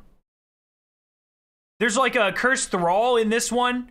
There's something there. I think that's a scion. I think this is a new area in the helm. Right? I don't think it's Rasputin. Oh, maybe it's Rasputin. I thought that was a scion, but maybe that's Rasputin. Yeah, I think it kind of looks like it's got like iconography like here of the helm, and I think it's like, so we know that the like the Fallen Servitor and the Mara location, they're gone. I think this is probably a new seasonal location, and you know, we'll go here to get, maybe this will be like our seasonal. Yeah, I think it'll, like, our seasonal vendor is going to be, it looks like a scion who's, like, tracking them or something. Something like that. It could be an exo frame though. It's hard to say. In there and I wish they had a new trivia hall in the helm where we can test stuff. I also agree with that. Rasputin would explain Anna Bray in the earlier trailer. Well, keep in mind, that's not like her only purpose. I think it looks like this guy. Like, that guy looks almost exactly like the dude in the She has chair. a different approach. It's not about asking questions. It's about I think Rasputin in a frame will be a future season. Like, look, I think this is a sign. Look, like a swoop here, shoulder pads. getting in there and And then, well, it's that sign. It's like this type of Scion in that chair. And I think that'll be like our seasonal vendor. Like, you go to him and you're like, hey, what do we need to kill next or whatever. It's Cerebro from X-Men. Yeah, kind of. I mean, that's how they do it. Like, Scions are very, like, you know. So. And then, yeah, I think it's these guys. And they're like, they look to be like trapping a hive, maybe to study him or something. We don't really understand what happened when Savathun actually was able to take light. Oh, new ability here. Shadow dive on, shadow dive. I meant shadow dive, but shadow dive is what it is. Shadow dive on a void hunter. It's got some sort of. Oh, is that on a void hunter? Yeah, I think it is. So the campaign. Bro, I don't even know. I honestly have no idea anymore. It looks like he did like a light. He has like a light pick, and he did a shadow dive with it. Notice. This is like Callus's throne world. Everything's purple. There's a blinding. It's the artifact. Yeah, I think it's like a diamond lance type thing. Yeah, like a new relic. Oh, is this like the okay. Notice, yes, very Callusy throne world or Callusy Shadow Realm type of deal. Very cool environment. Season of the Risen in many ways is about that story. Guardians need to stop Savathun's advance beyond the throne world. So here, this looks like the EDZ. It is the EDZ. What the? Are there even Hive in the EDZ right now? Fallen, Cabal. Take it. There are no Hive in the EDZ right now. What the frick? We get a new enemy in the EDZ?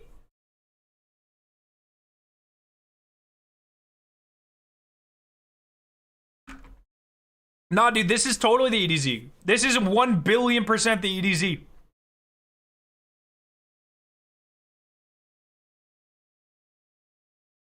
Is that Nadir? Savathun poses an This? Guardians need to stop Savathun's advance beyond the throne world. I don't know what And this Savathun auto rifle poses is. an existential threat to everyone because she basically has an undead army.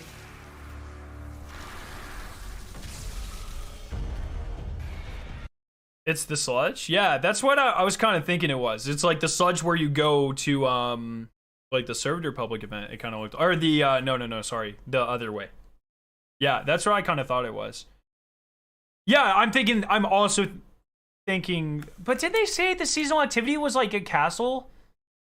Yeah, maybe this is the seasonal activity. They said that there was a 6-man activity that was like storming a castle, and I thought that meant like the castle in the throne world. But maybe there's like mini castles popping up on different planets, and the 6-man activity is us sieging those. There you go. That might actually be it. Poses an existential threat to everyone because she basically has an undead army. Oof. In fighting the Lucid Brood, this isn't our first time in the game fighting other light bearers, but it is the first time that we'll be facing other light bearers that have. I want that armor set for my hunter right now. Right now, chat. This instant. Much more relentless motives. When you look at these Hive Guardians and when they do their abilities, you immediately. The 6-man activity for a DLC is not the same as seasonal activity. Yes, correct. There are two. There is forget their names already. One is something cool and one is something cool. Witch Queen Destiny. Destiny 1 armor's better than Destiny 2. Dude, Destiny 1 had like 4 good armor sets. Get over yourself. You can't just look at like, hey, Destiny 1 had these 2 good armor sets. The whole thing's better. Stop. Stop. Please. We get it. Wellspring is the Castle Crasher one, yes. And the other one is called Conflict Eternal. Conflict Eternal is the DLC one. It is described as a, quote, a new 6-player match-made activity at the heart of the ongoing struggle for the throne world. The balance must be maintained. And then Wellspring's like a castle invading crasher one. We do not know when the soundtrack releases. You have a clear bias against Destiny 1? Yeah, I do. Mostly, see, my bias against Destiny 1 is very much hardened every time someone's like a nostalgia nerd about Destiny 1.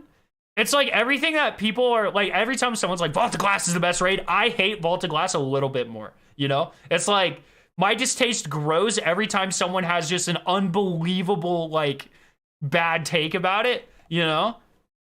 Is it Wellspring a perk? Yeah, they're starting to reuse names. Like, one of the new Titan perks is called Bastion, and obviously that's already a gun. It's just how it works. I hate when people have, like, irrational nostalgia bias. I hate it, dude. It drives me insane. I'm fine with people, like, whatever. Like, I obviously don't care. But, like, very clearly, Vault of Glass is not the best raid. Like, there's 0% chance anyone, like, actually thinks that. And so anytime someone says that, it's like, fuck, dude. I just stop.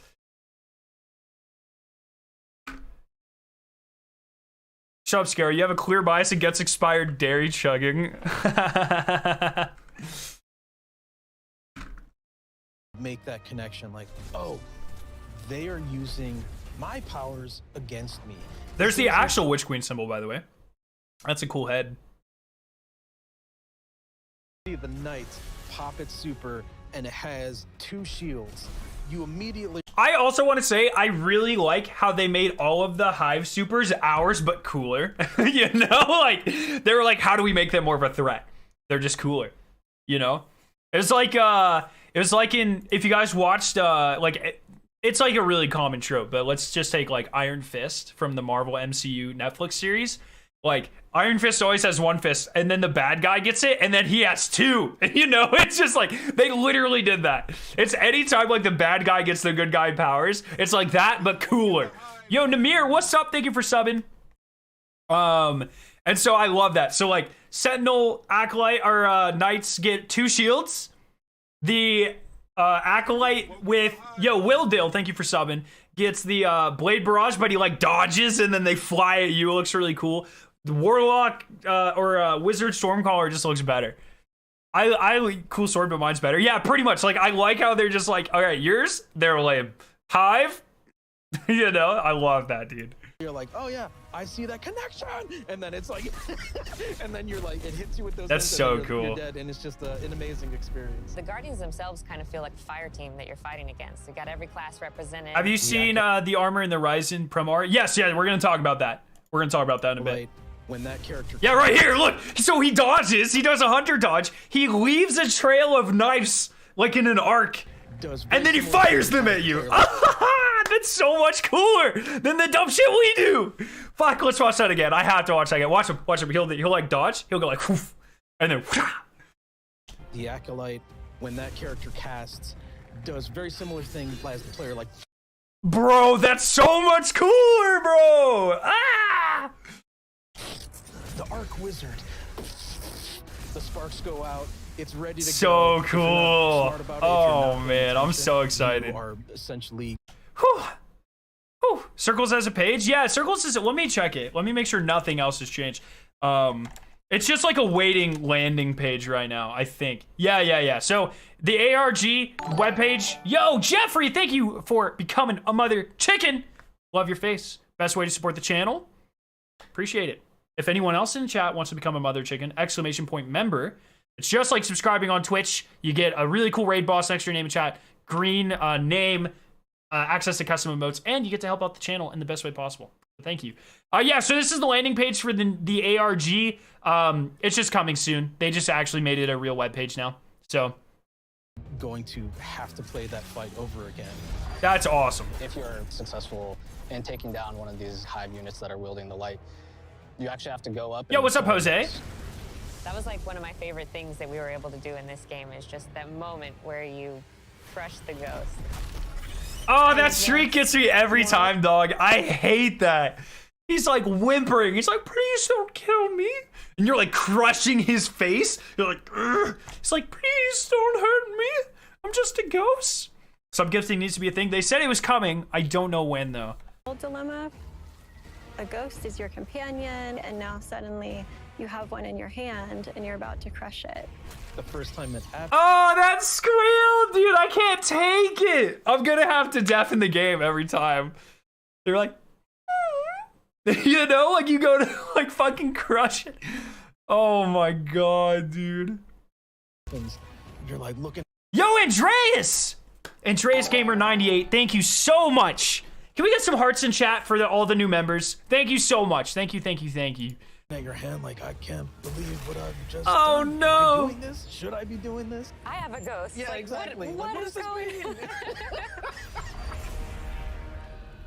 Dude, I want this armor set. Like, I just can't say it enough. Yo, Ultimate, what's up? I can't wait to see what happens with this ARG. My collector's edition should up tomorrow or the next day. Dude, I'm really excited. I'm really excited. I hope it's a good one. And or Lucid Brood are the most. Yo, Riot! Thank you! So many new mother chickens. Love your face. Thank you so much. Hell yeah. Dangerous enemies we've. Oh, sorry. Do you think there'll be certain guns capable of shooting a Hive Ghost to death? Not yet, Philip. I wouldn't. They might introduce that in the future, depending on like if they think this is going to, or if we don't kill all of them, if the Hive with light become a thing. Maybe in the future they'll do something like that, but I really think like a core part of the gameplay is I think they really want us to feel that crunch right now, you know? And so I don't think they'll make one right off the bat. I would not be surprised if in the future there is one. Yo, Steven, thank you so much for subbing. Scarrow, you're all sympathetic for these ghosts now, but when you get wiped for the third time in a row, you might be ready to smash that little shit. Yes. Andreas, thank you once again. Riot, thank you. Teddy here, thank you. Oh my goodness. Thank you so much. You guys are amazing. I really do appreciate it. Thank you, thank you, thank you. Phase so far.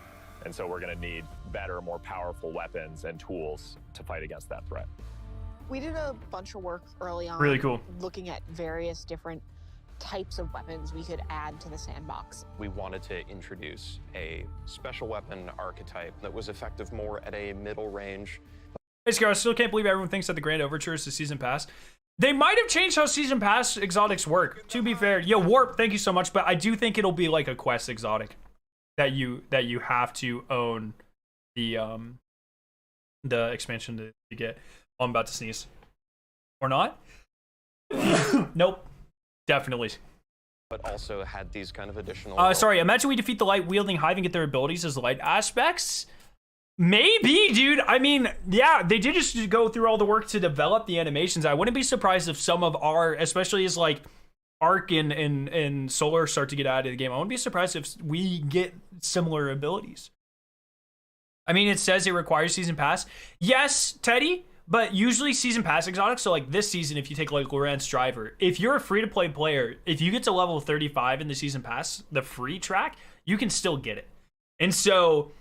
But, like, conversely, if you don't own the Season Pass, you can't get Aegir's Scepter. So if you're a free-to-play player, you can get the Season Pass exotic, but you can't get the seasonal exotic. And so I think that's why Grand Overture, in my opinion, is going to be the seasonal, like, quest exotic and not the Season Pass exotic. But we'll just have to wait and see, you know? Associated with it. What if there's a Stasis Hive and they haven't showed us? I don't think there will be a Stasis Hive because this is about the Hive getting the light, not the darkness. So I don't think so. Yo, Prince, thank you so much for the super chat. Today marks the death of Paul Tassie's smooth brain theory about Hive Guardians only existing in Throne World. Oh, rip, dog. Hey, you know, we all have theories that get disproven every now and again. Thank you for the super chat, and we'll see. I'm very interested to really see like how all of this works, though. The Parasite might be the Season Pass exotic. It very well could be. Very well could be. The Glaive is a projectile weapon, and it is a shield, and it's a melee weapon. Yeah, Josh, we were talking about that earlier. So I think this is really interesting that they were talking about, there were a couple points earlier where they were talking about how the Glaive is different because it's only single target, but there's multiple clips here where they show them hitting one guy and like 2 or 3 fall over. So you can kill more than one enemy at a time with a Glaive. There you go. It has an 2 exotics unaccounted for, 1 seasonal exotic and 1 secret mission. I'm thinking it'll probably, I would not be surprised if the worm was the seasonal exotic. And then we're missing like a secret exotic quest from the campaign as well as the raid exotic. But it also could be, yeah, we don't know what the seasonal exotic is. We don't know what the raid exotic is, or some combination or whatever, you know? Immediacy that you don't really get when you're using a sword because of the right here, watch. So he like that one smash right there kills 2 that you don't Hive. really get when you're using a sword because So the camera is 2 so much further back. 2. Because this is also So a projectile weapon with you can hit multiple. slower There's a moving Hive there that projectile. empowered The that skill on aiming that these wizard, weapons by is the way. about leading and compensating for the speed of the projectile and anticipating that. If you're in a really difficult encounter and one of There are exotic class-specific glaives, Satvik, but there is a, like the first glaive you get is legendary and it is not class-specific. What came out of the Beyond Light Collector's Edition ARG puzzle again? Terry, so with the Collector's Edition for Beyond Light, you got a Clovis Bray journal, but like the back half of it was like torn out. And so the ARG got you the rest of those pages. What was found out on the website? It's just a landing page right now. It's not actually like live, but you go to the website, it just says coming soon. So like the puzzle isn't live, but the web page is, I guess. It's copyright music. Nah, it'll be fine. your teammates dies somewhere out in the open where you normally wouldn't be able to get to them. You can bring that shield up and actually get the revive and then fall back. Glaives originate with Savathun trying to steal an extremely powerful weapon for her own use, and players will use the weapon crafting. This is such a cool cutscene. In order to reconstruct this incredibly. I also, sorry, I know I keep pausing and I'm sorry, but we're breaking it down. I think it's really interesting that they chose to go with a darkness artifact to craft all of our weapons. Just another example of how the darkness is kind of tempting us and making us more powerful with stasis and weapon crafting. I wonder, like, they could have made literally anything. They could have made the weapon crafting Banshee. You know, they could have done anything, but they specifically chose to make it a darkness relic. And so I'm really interested to see how that plays into the lore. And if there are, like, contentions about us using this relic. If, you know, if Zavala or whatever thinks we shouldn't be using it. I think that's really interesting. Powerful and incredibly ancient weapon. When you put together your glaive in the campaign, you just get a taste that that's what you want to do. Did you notice the Barrier Sentinel Knight? Yeah, it had Titans on it, yeah. For the rest of the weapons that you get. Weapon crafting lets you target a specific role and go and build that, and you know how long it's going to take you to get there, and you get exactly the thing that you want. I really want to see what people do with it and like the feedback that we're getting. All right, so yeah, you can change like the mag. We're gonna pause a lot here. All of the look at all these perks. Here's a new perk. Whatever the hell that is. Feeding Frenzy, Subsistence, excuse me. Impulse Amplifier on a Glaive. Excuse me, Grave Robber. Threat Detector. Yeah, some new perk. Very interesting. Pretty cool stuff. The things that they're doing with. Notice the Glaive has this little symbol there. I wonder what that red thing. Yeah, and enhanced perks. Also, it looks like there's going to be like a relic exclusive origin perk as well. We also learned, that's another thing. We learned of a new origin perk on Cabal weapons from this season. It's called like Tank something, Tank Land or something like that. I forget exactly what it is called. But it's like so it'll be on all the seasonal weapons, it looks like, and it's like defensive rampage is how it's described. So as you get multiple kills, you get higher resistance and damage resistance. So that's pretty cool. Land tank. Thank you. There you go. Yeah. The red glow means you crafted it. Oh, that's cool. And then also you can't see it because of my fat head, but the crafted weapons show the date you crafted them, which is really cool. Very cool. It has your level here. They said they don't want it to be too grindy to level up all the way. I'm like, kill clip on a glaive, like what the frick? I'm so excited about this, dude. I think this is about to be nuts. That new system. You're creating your guardian, and you want to be able to shape your guardian into what you want them to be. And this gives us a great... So weapon crafting will have max energy, certain perks cost too much, you won't have a god roll everything? Is that, are you sure? That's how that works? Did it say there was only a certain amount you can buy on here? I don't see anything that suggests that, Sai. Like, it looks like you can put anything on there. It just, as you put perks on there, you have to level them up to get different versions. With that new system. You're creating your guardian, and you want to be able to shape... Yeah, you level them up through use, yes. Yes, only crafted weapons have levels. And as you, so like these locked levels here. Like the feedback oh, that's your theory, I see. So as you can see, like here, there's advanced perks. And as you, like, if you're using this, whatever this perk is, as you level up your weapon, you will unlock the advanced version of that perk, which has additional stat bonuses. Things that they're doing with that new system. You're creating your guardian, and you want to be able to shape your guardian into what you want them to be. And this gives us a great opportunity to continue to do that. Very cool. This is a really big season for weapons. Look at the little wormy boy, dude. He's so cute. Look at him. What should we name him? The UI looks so fluid. Yeah, dude, they did a fantastic job on the UI. Absolutely. 8 brand new exotics. The Osteo Striga exotic submachine gun. This is something which Guardians have made, but it's modeled up. Also, that UI there, watch the like exotic explosion come out when he crafts it. Guardians have made. Oh, that's hot.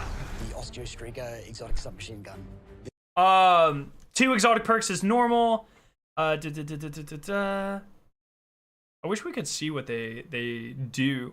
Notice all sorts, at least 4 new resources. Waldo the Worm, Wally the Worm, Will the Worm. I like Waldo a lot. He looks like a Franklin. Not a bad name. I thought the deluxe comes with the Osteo Striga instantly. No, the deluxe is the only way you'll be able to get it in this DLC. You probably won't be able to get it if you're until a couple seasons down the road if you don't get the deluxe edition. So that's what they did with No Time to Explain. No Time to Explain wasn't available until you beat the campaign. But yeah, 4 new materials. Resonant Alloy, Neutral Element, and then there's a Ascendant Alloy exotic one and Ruinous Element legendary one. This will probably be like enhancement prisms and Ascendant shards because they can't just have us use existing materials, just stuff like that. Yo, Micah, what's up? This is something. And Master not storing your inventory. That's cool. Look at that range, dude. Big range. Wow, big range for an SMG. What the frick? That also confirmed they don't take up inventory space. Awesome. There you go. Which Guardians have made, but it's modern. That's a beautiful UI. Holy. Like Thorn and Touch of Malice. Fires swarms of tiny homing projectiles. Very cool. Land on a target and then explode in this poison burst. Very cool. We have an exotic machine gun where the whole idea is be the Colossus. You can launch a barrage of up to 20 homing missiles. This is nuts. A comical amount of projectiles on the screen. I told you guys new SMG is going to be like Necrochasm. It's not. It's literally not like Necrochasm. What are you talking about? They said it's based off of a weapon of sorrow like Necrochasm, but the exotic perk is nothing like Necrochasm. Necrochasm exploded on headshots. This is more like the Needler from Halo. Mini targeting projectiles, and when you hit enough of them, it does like a think about like a what are those gauntlets called? What are the gauntlets called? Someone help me. The Warlock gauntlets that do that. It's like a poison burst that spreads to enemies. So it's nothing like Necrotic Crypts. Thank you. It's nothing like Necrochasm. It is a weapon. It is based on the weapons of sorrow. Didn't say like Touch Malice. He lists a couple of them. Guardians have made, but it's modeled after weapons of sorrow like Thorn and Touch of Malice. Oh, he didn't say Necrochasm, but Necrochasm's also a weapon of sorrow. Fires swarms of tiny homing projectiles that land on a target. I think it's interesting that we are now crafting weapon of sorrow themed weapons. That seems very dangerous. And explode in this poison burst. We have an exotic machine gun where the whole idea is be the Colossus. That's awesome. You can launch a barrage of up to 20 homing missiles. It's a comical amount of projectiles on the screen. We're doing an exotic glaive for each class this time, and the exotic Very perks cool. tie deeply into the mechanics of the classes. We think they're going to be really cool additions to build crafting. We've got, you know, that bubble seems to last for a bit. That was at least 5 seconds, I think. They're going to be really cool additions to build crafting. 3, 4. Yeah, I mean, it lasts for a bit. Raid weapons. Do you think DMT and Hawkman are going to be part of the crafting system? No, they already said that they're going to be Xur weapons now. They would have just come out and said they were part of the crafting system. Aren't weapons to Star Allure Guardian weapons corrupted by Hive magic? Yeah, that is my understanding. Here they show new weapons: Hake shotgun, Hake. Oh, that's the Gamma auto rifle. Suros slug shotgun. Fuck, I don't even know what that left thing is. Long hand cannon, seasonal bow, long fusion, seasonal grenade launcher, and vice sidearm. I think it's about pretty 50 cool. new weapons. Oh. More You're stuff. Gonna have 2 new exotic armors for each class, totaling 6, 1 stasis, 1 non-stasis. The Titan stasis exotic. Very cool. Cast your barricade, and instead of, you know, this Traveler's light and the rally barricade, you create a giant wall of ice. Even though this thing is massive, you still get all the benefits of a rally barricade. That's so cool. Void exotic. We called them the Devouring Rift legs because we wanted Empowering Rift to feel like it had a place. So, do you think this just gives you instant devour if you get kills in the rifts? In endgame. Like, I refuse to believe that this just straight up heals you. I think it's if you are in the rift, each kill will return a little bit of health or will proc devour automatically. It's gotta be one of those. There's no way it just heals you as well. Content the way that Healing Rift does. Empowering Rift doesn't heal you. Well, what if it did? In Season 16, you're going to see... Man, that armor's so clean, by the way. A massive revamp to the Void subclass system across all 3 classes. This is a... Oh, okay. We're going to go through all of the... So, is there anything new here? No, these exist. These already exist, yes. Will allow players to build... Okay. Melee final blows grant grenade energy. That's already a thing. It's called like energy siphon or something now.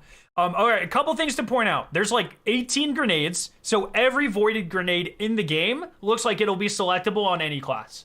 So that's Axion, Dart, Void Wall, the Void Grenade, the Spike Grenade, Suppressor Nade, Vortex Nade, Scatter Nade,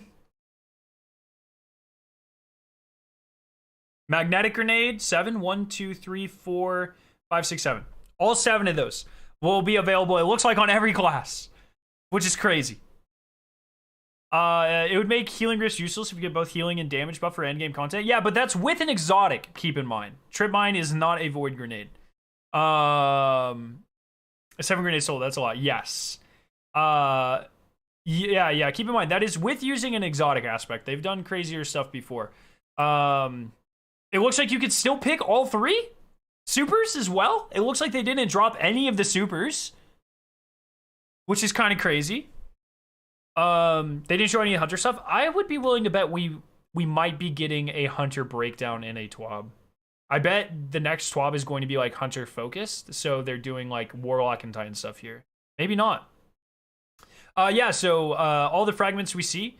Melee final blows grant grenade energy, pretty cool. They've never...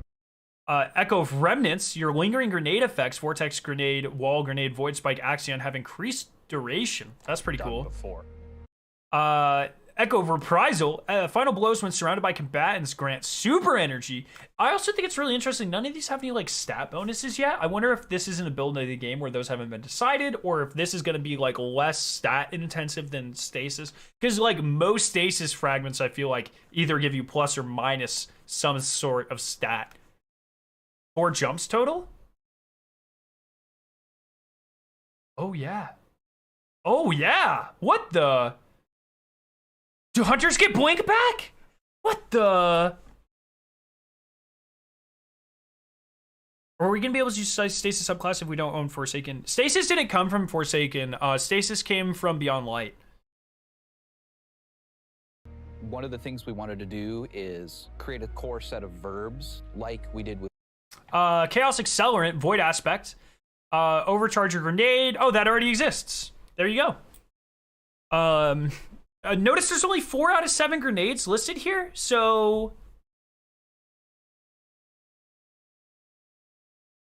Yeah, I know it's a warlock. I know, okay.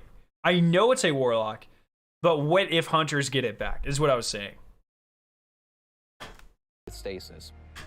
Child of the Old Gods, cast your rift to create a void soul. They showed this one off. When you damage a target with a weapon, your void soul flies at them and drains them, doing damage and weakening them. When a target's being drained, you are granted grenade and melee energy if running healing rift, or health if running empowering rift. Defeating a target who's drained by your void soul grants class ability energy. What the fuck? So you can have, if you have an enemy, or if you have a teammate with friendly arc soul with stag, or not stag, friendly arc soul rifts, and you're running this, and you're running no time to explain, you can have 3 buddies flying above your head. I don't think you'll be overcharging suppressor nade. Hey dude, maybe it just gives you a higher, like larger radius or something. This is cool. Anyone can run suppressors now. I think that's the pretty cool thing to be able to do. I'm going to be running suppressor grenade probably. We wanted you to feel like you were the energy vampire. Feel like you were the nice this is so cool. And the melee where you shoot out a black hole. Like, oh my gosh. I'm so ready for this, dude. Look at the other aspect icon. I think that's the pretty cool. Like.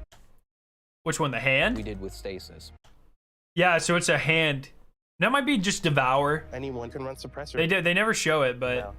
I think that's the pretty cool thing to be able I'm going to be running suppressor grenade probably. We wanted you to feel like you were the energy vampire. Feel like you were the night. That's such a cool melee. Feel like you were that protector, that big sentinel titan. So this is really cool too, where you actually throw your shield. Damn. Like Bastion, a new titan aspect, where you take your big old sentinel shield, slam it into the ground, and create this void barricade. Does this work with towering barricade? It's gonna apply overshield to you and your buddies. My favorite aspect is probably Child of the Old Gods. As this warlock controlling space and time, I'm able to rip a hole into another dimension and then pull out this little like sentient black hole. Whenever I target an enemy, my little black hole buddy is gonna fly over. This is so cool. The Void 3.0 update is really setting the stage for how we're thinking about updating the subclasses for the rest of the year. We're going to extend this philosophy to Solar and Arc. Solar obviously is going to be about burning, but there's this other component to Solar, and that's healing.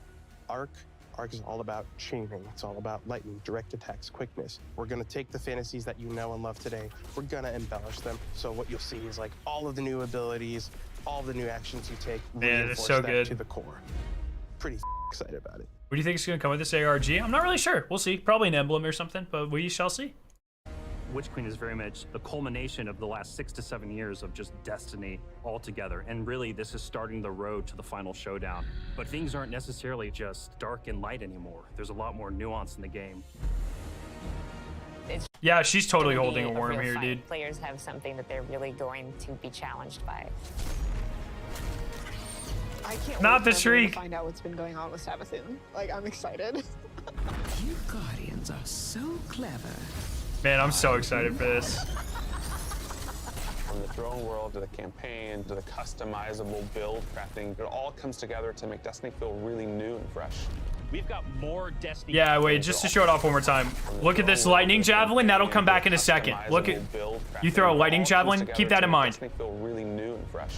We've got more Destiny coming this year than any other year before. It's one of the That's still the most exciting quote. Once again, if you missed it earlier, we have more Destiny coming this year than any other year before. most ambitious releases we've ever put together. Yo, Chappie, what's up? Firing on all cylinders. Tell me, Guardian, what do you think you're going to do?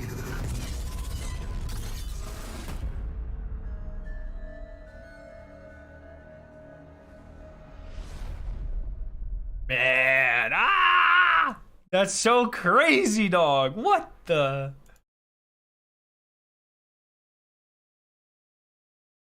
What the heck?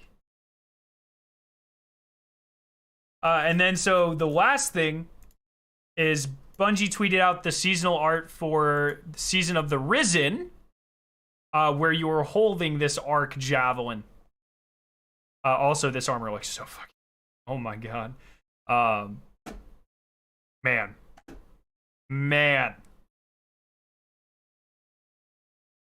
This is insane. So, I mean, that's pretty much everything for right now.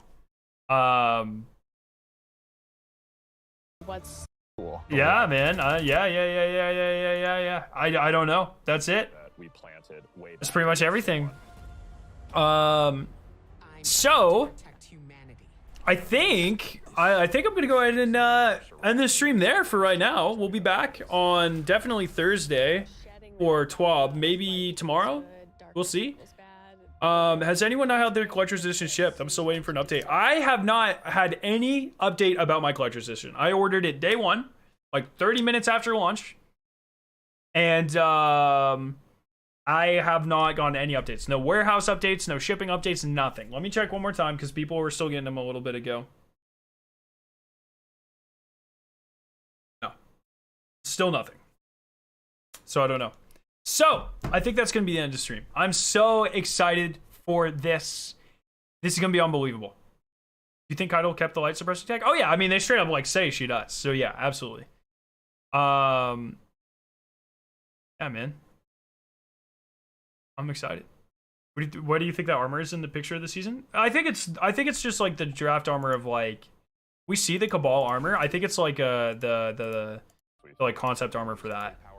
I don't know exactly where to click, but oh, I think that was it actually.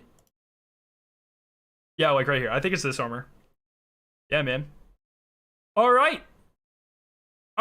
Well, thanks everyone for hanging out. Really fun time. I'll see you guys very soon. Have a fantastic night. The hype train is beginning. I'll let you guys know if anything else happens with the ARG. Hell yeah, guys. Love your faces. See you very soon. Peace out. Have a great night.